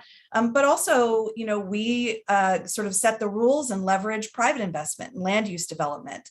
And when we think about land use specifically, that's where there's real crossover and relevance to the work of this group and the look ahead to how we are going to set out a vision that achieves a network of vertiports and a new network of infrastructure in cities. It's really clear, the FAA has a very clear role, but states and local municipalities, particularly in dense, complex places like Los Angeles, need to get on the same page about what our roles are and all start rowing in the same direction if we hope to bring forward the vision that's been laid out around the future of transportation in the skies. Next slide, please. So I wouldn't be a good history major if I didn't put one slide from the Wayback Machine in this presentation. This is a view of downtown Los Angeles. That pointy building is City Hall. After the build out of the American interstate system under the Eisenhower administration. And what's relevant or important to consider as we look at this slide is that when we built this huge layer of infrastructure that connected American cities, we were doing it measuring our performance against American values like independence and ingenuity and entrepreneurship. And we were shaping our cities around the big mobility disruptor of that era, which was the single occupancy vehicle. And in this country, we decided to build our freeways through the middle of our cities instead of around them, as some other places did. As a result, we now have a legacy that we have to contend with. And that legacy, next slide, looks kind of like this. It looks like, 100 hours lost in congestion every year by Angelenos and people who travel around Los Angeles. Next slide, please. It also looks like Los Angeles still having some of the worst air quality in the country, and the major contributor to those emissions being transportation, specifically light and heavy duty trucks. So as we are trying to evolve the way that people get around on the ground, we have to consider the legacy of what our roles produced in the past as we think about what our job is in not repeating some of those mistakes as we think about the infrastructure of the future. Next slide, please. So I took this job in 2014, and one of the first things on my mind was, whose job is it to think about urban airspace? Because at that time, there was sort of drones were sort of on the rise, and the hot topics in transportation circles were really about autonomous vehicles and drones. And so over several years, we built towards getting ourselves to a place where we were really ready to tackle this, to articulate what is the role of a city in bringing this new mode into the lives of the people who, travel or use it for moving goods or inspections or any other purposes, because it is really, we play an important role in being kind of the grown-up in the room, the adult in the sandbox when it comes to managing the public right-of-way for people in LA. Next slide, please. So we put our money where our mouth is. We went out and started talking to as many people as we could.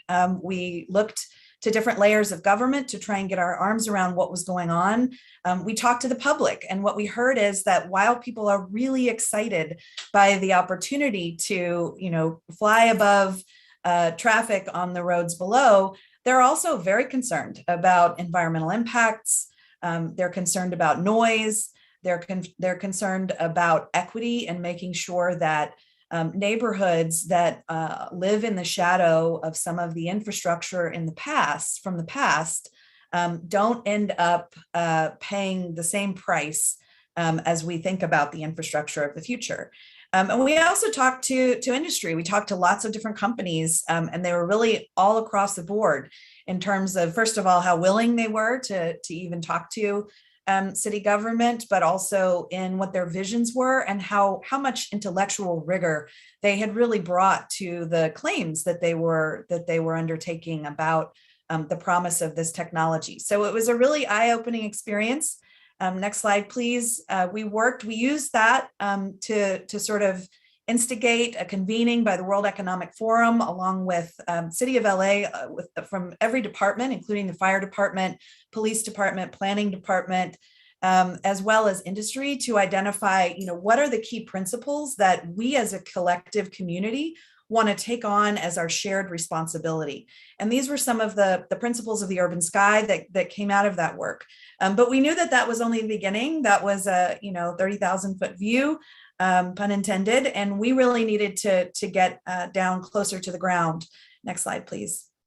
So we invested in work and research around making this as real as possible for people to begin to understand what it will mean and to provide input to us as we begin to consider how will we make the rules around where vertiports can be located, what are some of the sort of considerations that are required, and how much coordination and early coordination we would need to do in two directions, up in levels of government to the FAA, and also down into the communities where these will be located. So we actually built a sound lab where people could come and hear what it will sound like to be for an eVTOL to take off and land in different neighborhoods around Los Angeles where there's most likely to be the highest level of interest. So we chose, for example, neighborhoods that had a high concentration of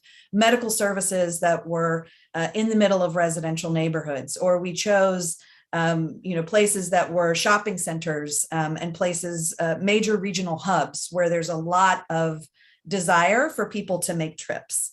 Next slide. We confirmed as we sort of did this work that there is a very undeniable relationship between the levels of noise that people are exposed to in Los Angeles and equity. And here I mean both racial equity, but I also mean socioeconomic equity. So that map on the left shows where there are the noisiest parts of the city. And when you overlay the locations, neighborhoods in the city that either have high concentrations of Black and Brown Angelenos or high concentrations of folks whose income falls below the poverty line, there's a direct overlap. So for us, that's a key consideration. Now, for other cities and other places, they may define equity differently. They may think about these issues differently. But these are some of the things that I just want to daylight, that it might be really tempting to think, well, we should put vertiports around freeways where it's already really noisy. But that temptation would cause us to sort of exacerbate existing inequities. And we now understand there are negative public health impacts for people who live in noisy urban environments. So it's these types of considerations that are likely to be embedded into the conditional use permits, the zoning, all of the sort of levers of local land use control that are embedded in city government. Next slide, please. So we published our work last fall, and really it laid out in very specific detail both the high level outcomes that we're hoping to achieve and also the specific next steps that we think cities and potentially other levels of government need to undertake now in order to be prepared for the build out and arrival of these technologies. Next slide.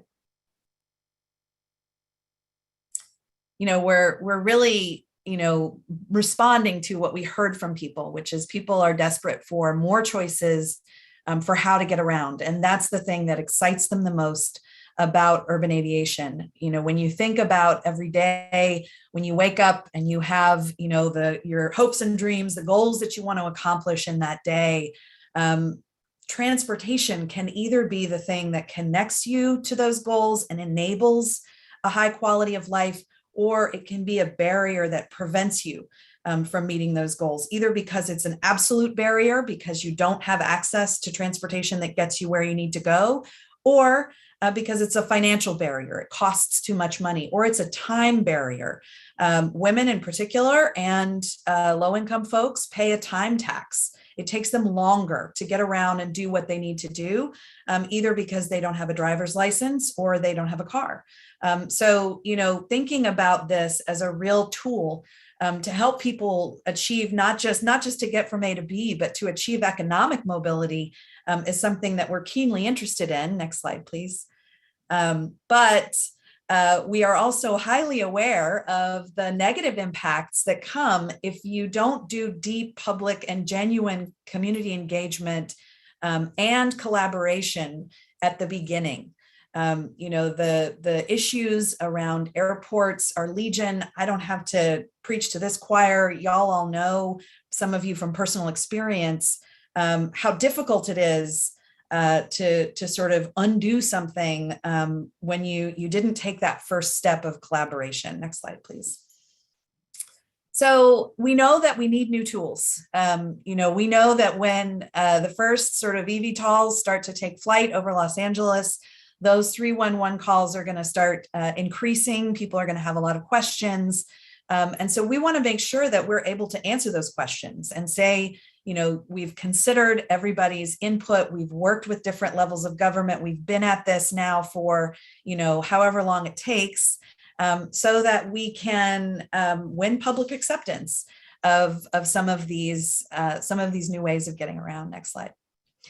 And we also need new approaches to regulation. I know it's one of the maybe more tedious and least exciting parts of government, but somebody really needs to, disrupt our municipal codes the same way that we've disrupted other ways of other mobility and ways of getting around, because we need new ways of articulating the nuances that are going to be required in this field. It may be perfectly acceptable for larger, more frequent takeoff and landings to occur near regional transportation hubs like Union Station in downtown Los Angeles, but less frequent and quieter noise profiles are going to be, acceptable in maybe more residential neighborhoods or away from some of those regional hubs.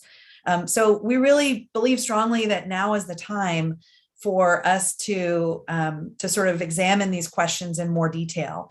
And my ask today is really, first, I'm really interested in any input or initial reactions that y'all have to this work.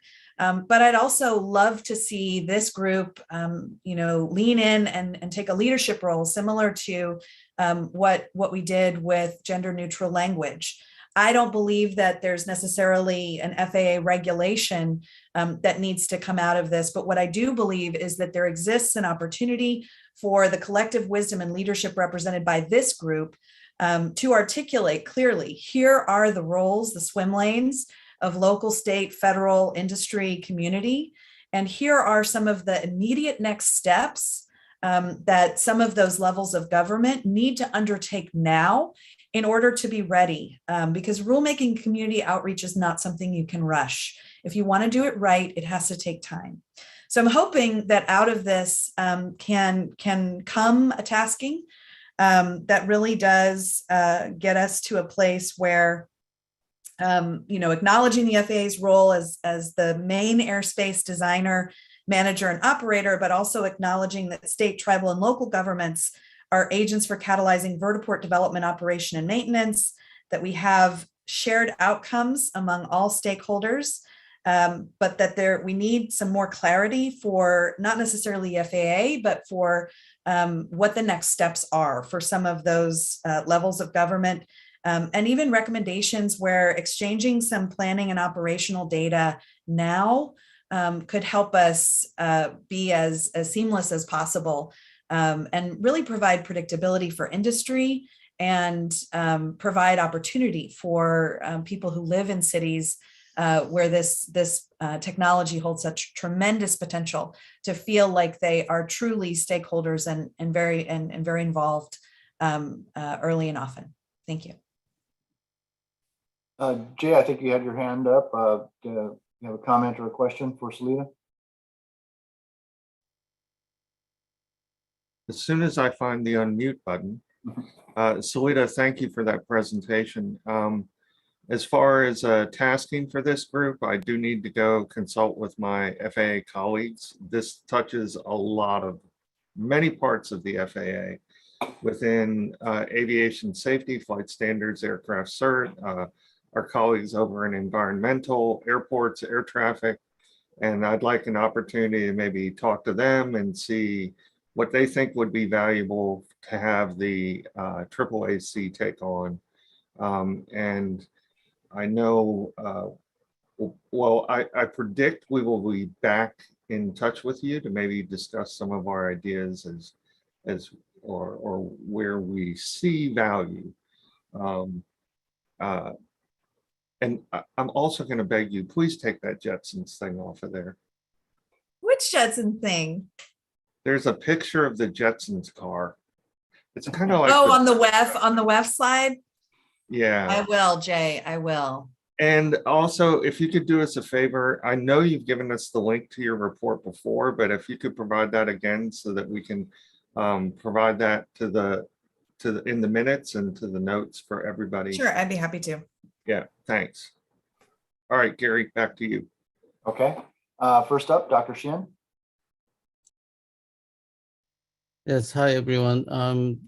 Slater, really nice meeting you, and really good work.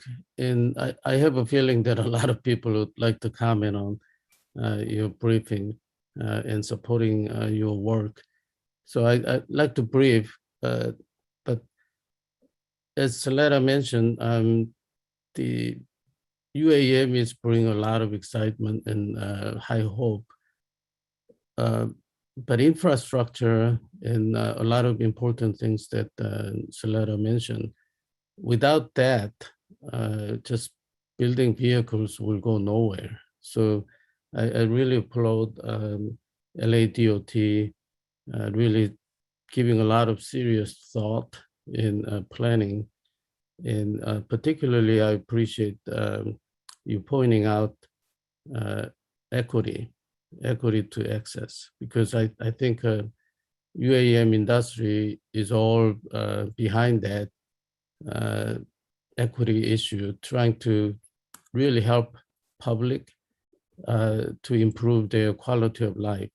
And then also multimodal connectivity in public acceptance. These are all really very important points. So as Saletta sort of recommended, each city has different, very unique needs. As we are also studying various cities, there are certainly common challenges that we have to overcome for all cities and the market areas, but we also find that each city has very unique needs and different challenges. So I think I want to just underscore that we have to work very closely with the local, state, and federal government. In this case, FAA taking a very important role. So I'm just supporting what LADOT is spearheading along with several other cities in just continue very close coordination and discussion. Thank you. Thank you. Thank you, Dr. Shen. Joe DePete. Salita, that was a fantastic presentation. And if we can answer all the questions as Jay had pointed out, we're going to move this thing along pretty quick. But I, as a pilot who flies into Burbank every now and then and is challenged with that noise abatement procedure, I understand completely. But being a New Yorker, you know how they say if you can make it there, you can make it anywhere. If we could do this in LA, we could do it anywhere, right? Because there really is so much there. But you really explained it very well. You know, I have spoken on multiple occasions to Secretary Buttigieg and to Polly Trottenberg, the deputy. And, you know, they have an incredible vision that's you almost embody the whole thing in terms of what they're trying to do in the urban environment. And, you know, we're all trying to make it safe, clean, and quiet, right? And not have a negative impact on the communities. So I think that, you know, along with Jay's list of things that this touches on, the other thing as a pilot, which comes to mind in my mind, is, you know, the Part 61, FAR Part 61, which is pilot certifications, right?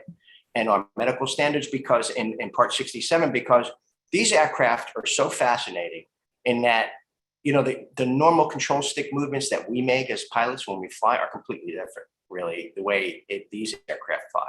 In a sense that many times, you know, you're moving multiple propulsion devices and changing speed, fan speeds, and all this kind of thing. So, you know, I wonder if it's not a matter of if, it's a matter of when, where we're going to have to, depending on the actual vehicle and its mission, how we're going to tackle that. So I would add that, Jay, to your list, is that we've got to look at that as well. But be interesting, though, to really at least define, like you began, Jay, to just say, what would it take to answer Soletta's question? I think it was really good. So, but anyway, that's my input. Thank you.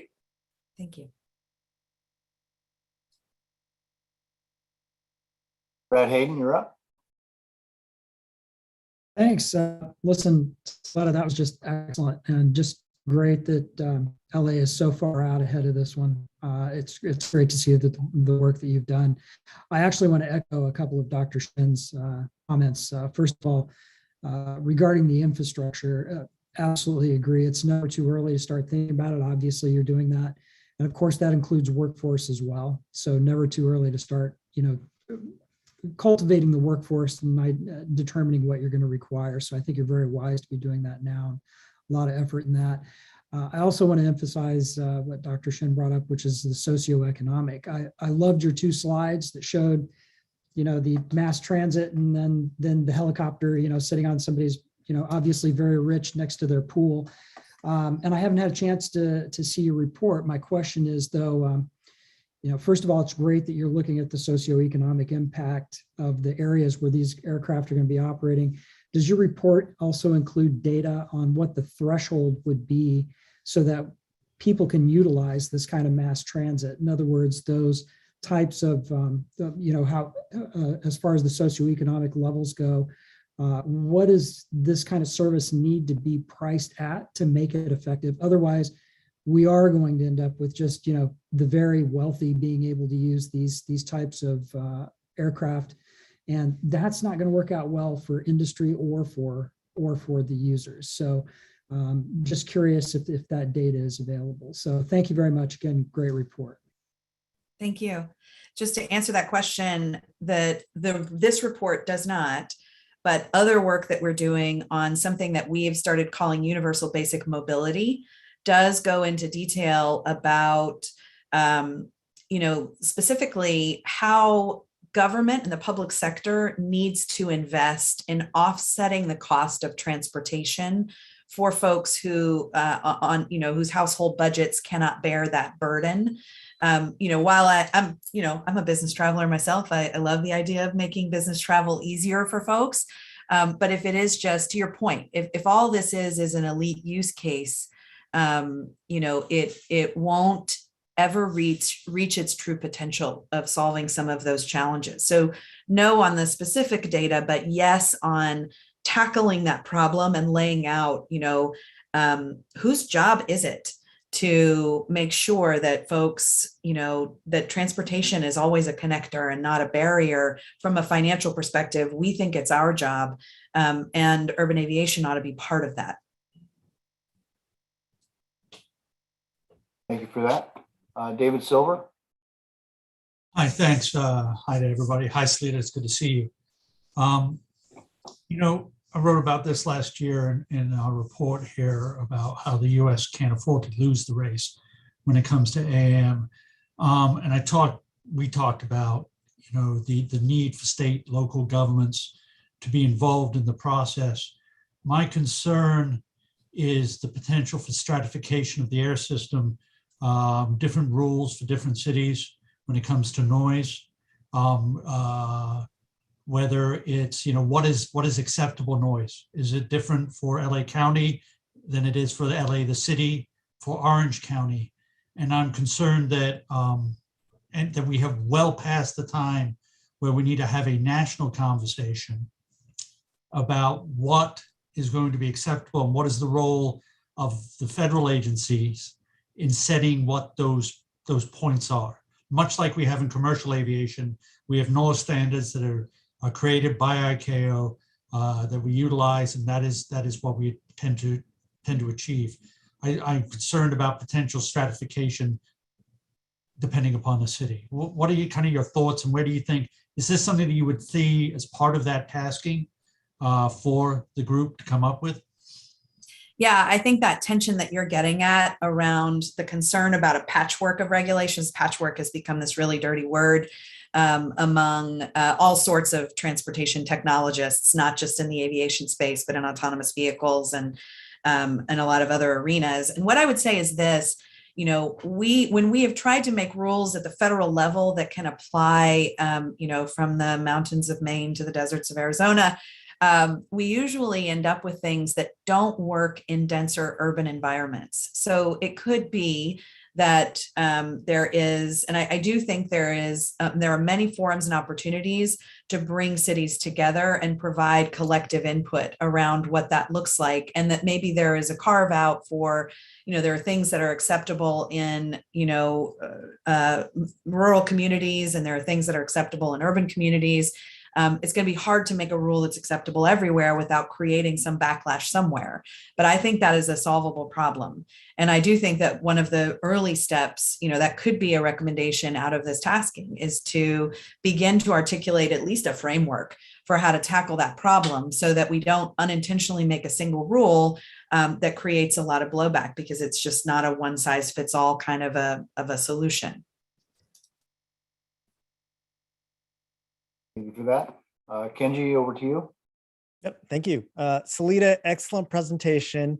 Captain DePete, I was probably in one of those, actually not your flight, but I fly into Burbank all the time, and I know the traffic that happens in LA too. So Salita, as you mentioned, multimodal equity, you had me there. So great points. One of the things that I want to talk about real quick is what was important was you acknowledge the FAA's role in airspace management and looking at that. That was a critical piece to me, because one of the concerns that I had in your report was that the policy framework suggested that the city might be able to dictate flight corridors for UAM. And of course, that flight corridors are determined by the FAA. So I just wanted to get that clarification and make sure that that it wasn't under consideration in terms of the city trying to sort of dictate air corridors, but it would work in conjunction with the FAA to set those with a lot of the equity and a lot of the environmental sort of considerations put into play. Yeah, Kenji, thanks for the question, the opportunity to double down on that point. Clearly, the FAA has that singular authority.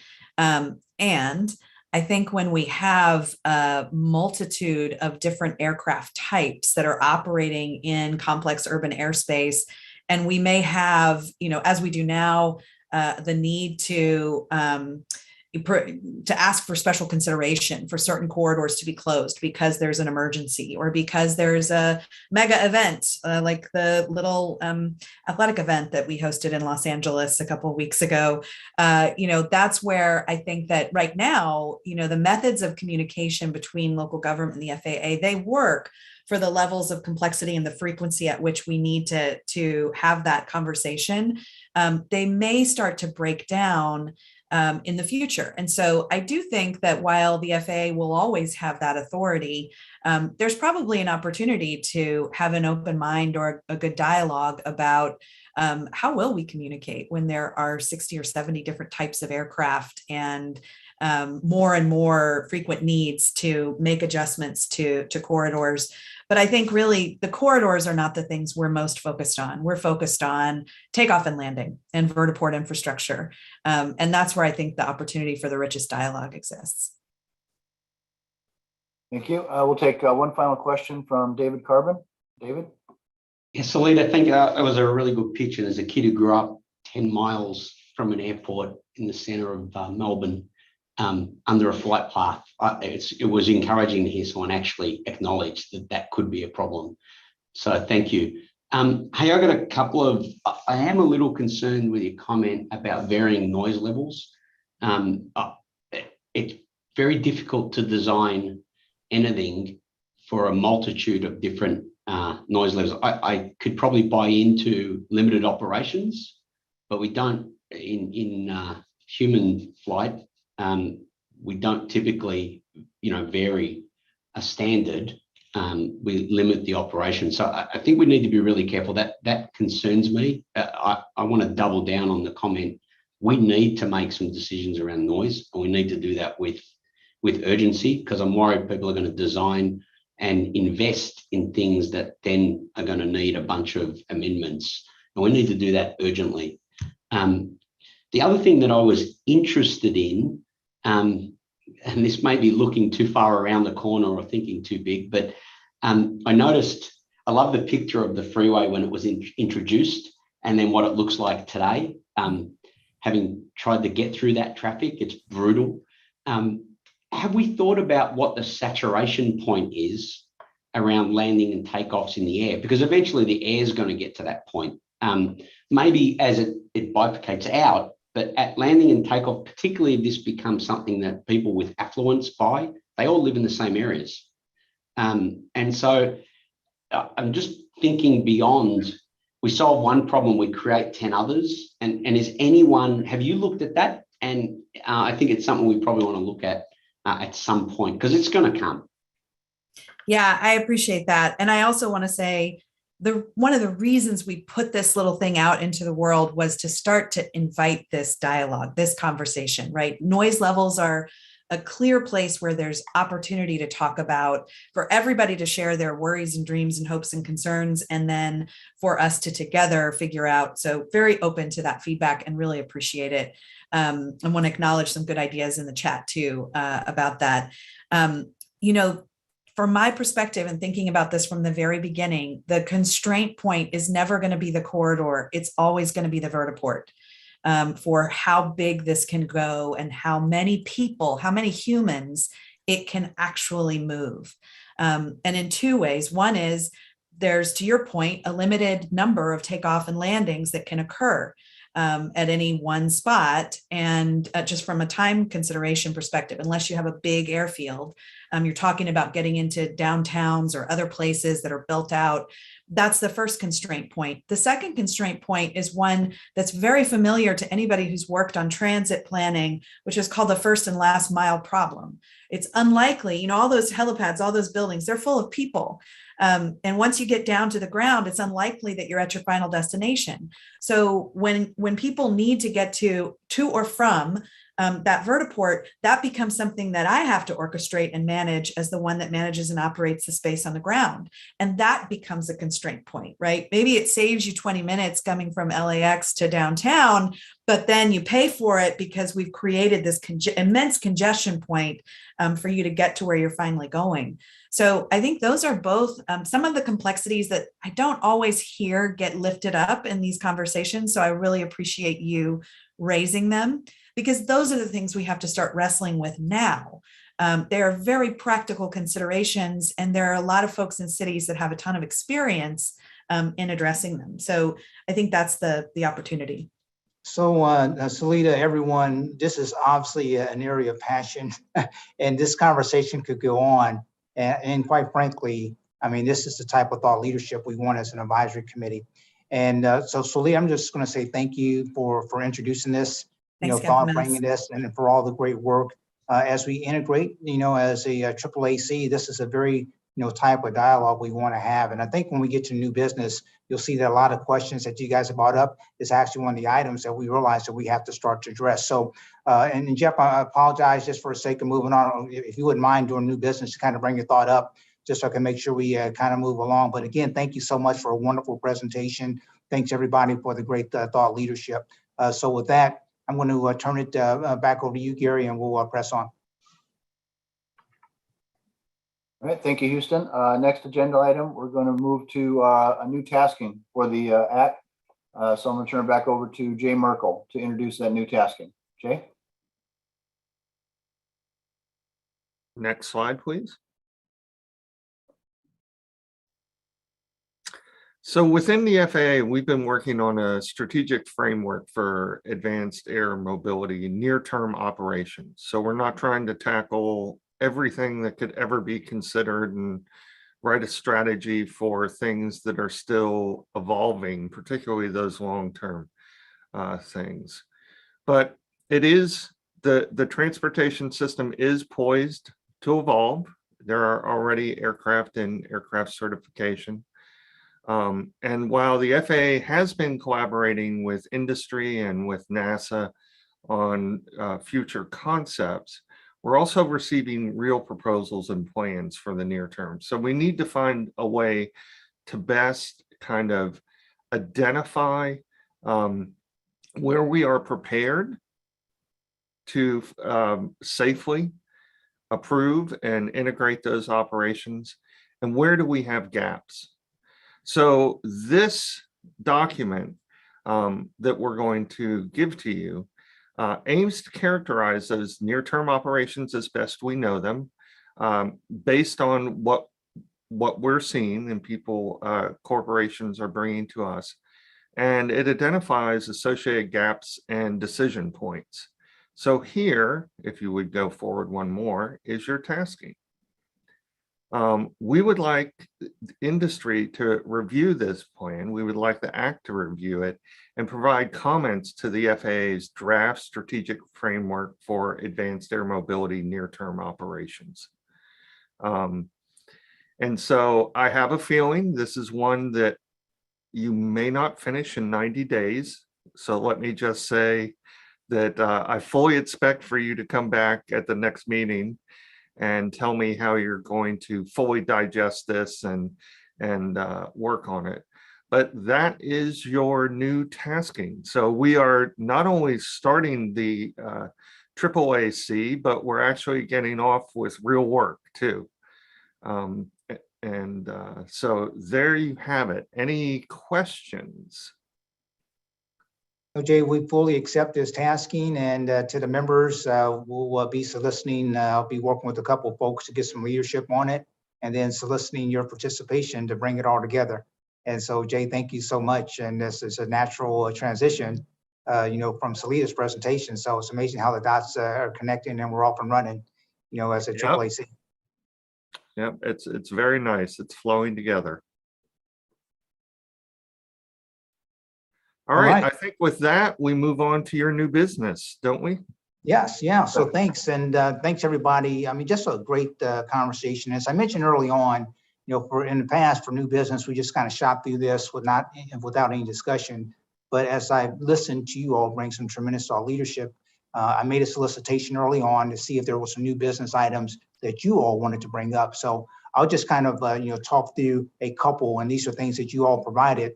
And if you were the ones that submitted this, maybe you can just start off a couple short discussions. But really from a new business perspective, the first one that came up is what should the AAAC be thinking about? And certainly this tasking, review from Salida, as well as from Jay in terms of her tasking, kind of frames that up. But I just want to open up, starting up with that one. Is there anything else that the team wants to add? Anything else out there that we haven't mentioned? And Jeff, I know you had your hand up in regards to some ongoing conversation with Salida, but is there anything else that we need to be thinking about from a AAAC perspective so we can kind of capture those thought leaderships for Jay and the team kind of going forward? So I'll just open it up to the team. Okay, Jazz, you're up first. Mute. Can you see her and hear me? You're good, folks.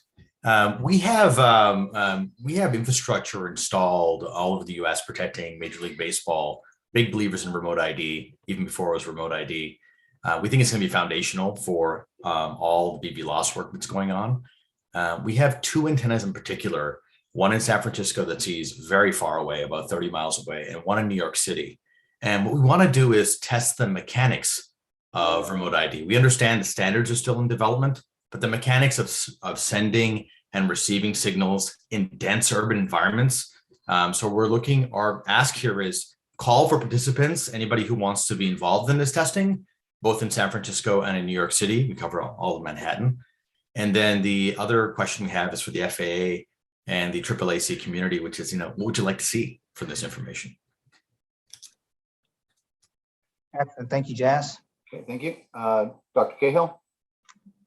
So my major question here, and keep in mind I haven't been on the ACT that long, spectrum, especially with what happened with 5G recently, and altimeters, et cetera.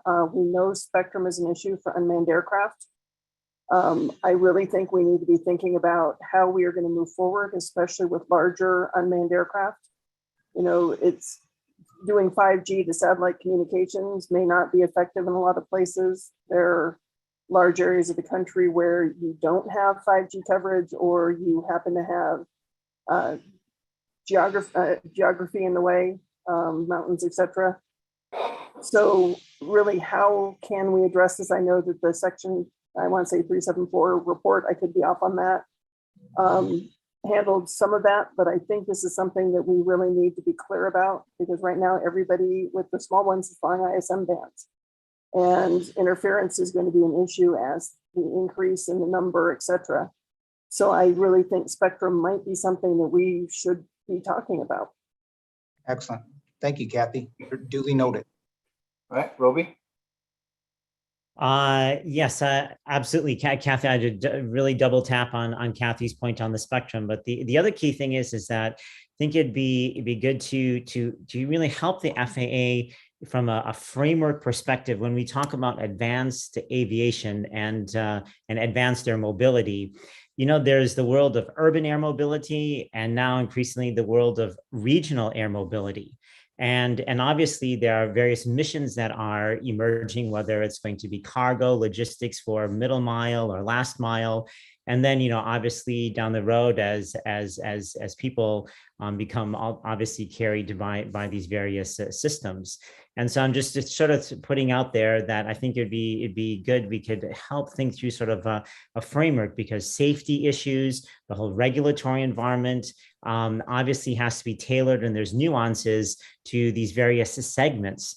And if we're going to continue to lead the world in the advancement of aeronautics and aviation, and sort of think through, if you will, kind of a crawl, walk, run trajectory, I think it's important to think through the nuance of, you know, the various technologies, the various operations, and see how, you know, how things are going to evolve from a safety certification community acceptance perspective. And then lastly, on the environmental front, because this is really an important, you know, element of whether it's, you know, everything from sustainable aviation fuels all the way to, you know, where are the future of batteries and, you know, hydrogen fuel cells going. So it's kind of a very broad landscape, and I think it'd be good to help kind of put together a bit of a framework that helps shape, you know, the conversation within the FAA, as well as, you know, a broader interagency perspective. Thank you. Thank you, Roby. David, you're up. This is just an ancillary point to the one Robbie made, but this is getting maybe into the weeds, but specifically under what Robbie's talking about, whilst I totally support the crawl, walk, run, there are some regulations that I don't think should wait for walk and run that just need to be addressed, such as dangerous goods, for instance, and how dangerous goods are handled for, and I'm speaking specifically about package delivery. So we do have an option to create a will carry program. That's pretty heavy duty, particularly when you consider the makeup of some of these drones. So it would be great to look at some of these things that I think everybody would agree don't particularly fit, and get them addressed prior to the point of getting to walk and run, because I think there's general agreement that they don't fit, and there's probably enough agreement about how it should be handled that we could probably put position papers together and get agreement. I think those things are taking too long. Thank you, David. Duly noted. And certainly I would add that I think as we think about, you know, the integration policy itself, you know, all aspects of advancing the industry, right, will need to be addressed. So I think these types of thoughts have to be inclusive to make sure we've got them on the docket, because there are areas, if we're going to, you know, really maximize the full potential of AAM, then we're really going to need to make sure those things are being discussed. So appreciate you sharing that. All right, anyone else on the number one? Okay, so let's go on to number two. Said the impacts of FAA certification process on advanced aviation. This was kind of framed up, and I know early on, I believe in one of the recommendations, talked a little bit about the certification process, but I think one of the members thought there were some opportunities here to perhaps you know, think about some things differently. So I'll just kind of open this up to the team as we think about you know, this particular new business item that was brought up. Chris Anderson, you're up. Yeah, for those of you who are involved in the DNR type certification process, you know that it's been essentially stalled over the past year over the question of associated elements, which is kind of the C2 links and the ground control stations, and how it's difficult. You know, C2 links may be the internet or LTE, and ground control stations could be, you know, iPhones or tablets, and a lot of these things clash with some traditional FAA definitions of configuration lock and you know, and OEM control and that sort of thing. It's I know it's a huge policy issue that that the FAA is wrestling with, but it seems like it's an opportunity to get industry feedback and advice as well. So I propose that as a DNR is at the moment. I think my perspective is it's been late. It's late. It's stalled over a tricky policy issue, and the more smart minds, the better. Okay, we will. Thank you, Chris. We'll look at that, Dr. Cahill. Yeah, so I think in terms of the certification aspects, DNR has, as you mentioned, is a little hung up on some of the associated elements. This is going to be far worse in the larger aircraft, and there are a lot of aircraft being developed that are specifically for AAM.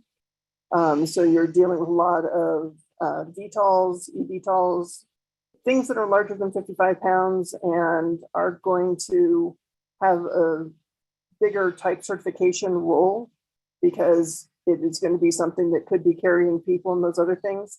Having a very clear process in terms of what you need to have, what the expectations are, because right now you're using standard aviation full certification. So how are we going to address these? And these are non-trivial ones. You are carrying people. You are carrying large amounts of goods in communities. So I think we need to have a clear outline of what the expectations are in terms of the certification process for these aircraft and how we can actually work our way through it. Great, thank you, Kathy. Kenji? Yeah, so I'll second Kathy on that, especially over the over 55 pound sort of UA and also AAM, because there's an increase in weight. And we also have to remember that TC is not the only way to be able to enable operations, but also sort of other mitigations, operational mitigations, as well as DNR plus other mitigations as well. So just looking into that over 55 pound and that sort of certification process, if it's needed, is a really good way to go. So I second you, Kathy. Thanks for bringing that up. Yeah. Thank you, Kenji. Appreciate it. All right, and then the last new business item that was just brought up. Can you flip back over, Gary? I can read that real quick. And it really was the kind of emulating from the small UAS perspective. I really think it ties into the presentation from Dr. Hsu and Bryant on the K through 12. And one of the questions that was brought up and it's heard over and over is, hey, how do I get started? And so the question was, focus on underrepresented groups, would relate to recreational commercial UAS operations. So I'll just throw that out there. And Dave, I know this is one of the thoughts you had. Maybe you can add some light on that for the committee. Thank you, Houston. Yeah, what I was thinking about is that this is, it does build on not only the gender neutral language, but also the K through 12.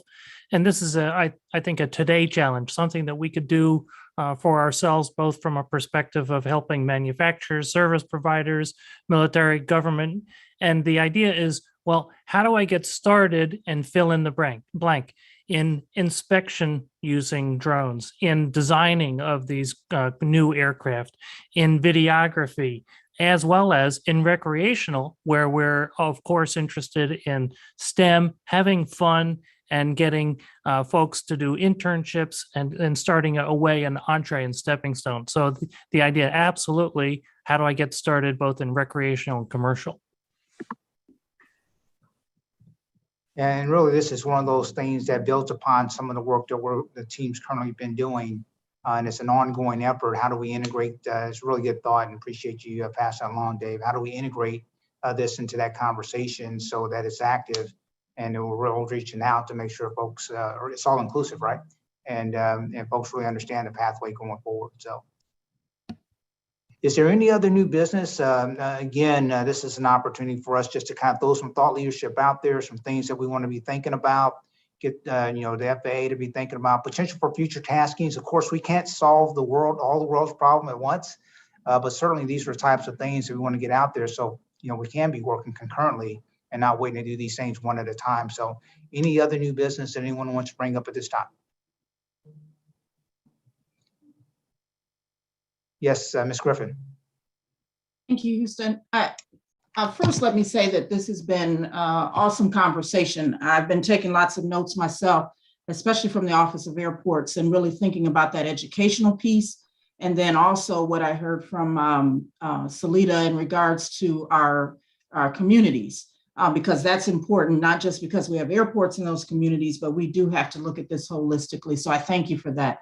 But the other thing I did want to share was that, and I know a lot of the AAAC members are anxiously waiting to be able to review the draft interim guidance that we have on vertiport design. Happy to report that we are going to be putting that out here very shortly, giving a Federal Register notice. So we'll be looking for comments and review of the draft environment or engineering brief for that design process. So That draft standards for aviation facilities utilized by VTOL aircraft, and I know that you all just were talking about that, so I know this is important. We will also be requesting comments on the draft and announcing an industry day meeting to discuss the draft guidance. So this is a key milestone for us in the integration of AAM technologies into the national airspace. So certainly be looking for that Federal Register notice. And like I say, it is going to be happening in the next couple of days. And we certainly welcome all comments from all the members, and then of course the general public as well. So thank you, Houston, for letting me share that information, and we look forward to the comments we'll receive. All right. Well, thank you, Jeanette. Definitely thank you for sharing that as well. And I know the team will look forward to participate. So with that, I'll turn it back over to you to continue the facilitation process there, Gary. Okay, well, that brings us to the end of our formal agenda. I will turn it over to Jay for any closing remarks and thoughts. Jay? Yeah, we're very close to time, so I'm going to keep my thoughts very brief. First, I'm going to thank everyone. This was truly an engaging discussion. I think if people thought we were going to have a slow start in transitioning to AAM with this group, we pretty much proved that there's a lot of pent-up energy and a lot we could be doing. So I think the challenge for all of us is, what do we really need to focus on? And I look forward to working with this Federal Advisory Committee to really nail that down. Thanks again to Houston, and thanks also to the team that puts this together, both in my office and the Office of Communications. It just goes so smooth. So thank you. Houston, over to you. Yeah, Jay, just want to echo, wow, what a great meeting, and with some great thought leadership. Really just thank to the FAA, Gary, the Union team, all the support required to put this together. Jay, thank you for your leadership and really bring us some great taskings and to follow up on the recommendations that we brought forward to really show the value added of this industry group, these industry stakeholders to really move things forward. And then lastly, just to the members, it really starts with you and your willingness to not only take your own time, but also to allocate resources from your team to help us move these initiatives together so that we continue to advance aviation in the future. So I echo your sentiments, Jay. What a great start. There's lots of work to do. I'll be getting out of communication, within the next week about the leadership of the latest tasking. And I know there'll be a lot of, eager members to participate, and we'll look forward to counting on you to continue to bring value. So again, well done, everyone. I hope you guys have a wonderful, wonderful time. Lastly, I did want to mention Jay and I will be getting together for our next meeting. If there's an opportunity for us to physically get together, that we certainly want to do that at our next opportunity, but we'll make sure we can do so safely. So there'll be more communications to follow on that. And, with that, I'll close it out. To everyone, have a wonderful day, and thanks for all you do. Gary, back to you. Okay, well, that ends our meeting. Do we have a motion to adjourn the meeting? So moved. Second. Second, okay. Any objections? Okay, no objections. The meeting is adjourned. Thank you, everyone. Thanks, everybody. Thank you all. Great job, guys. Thanks.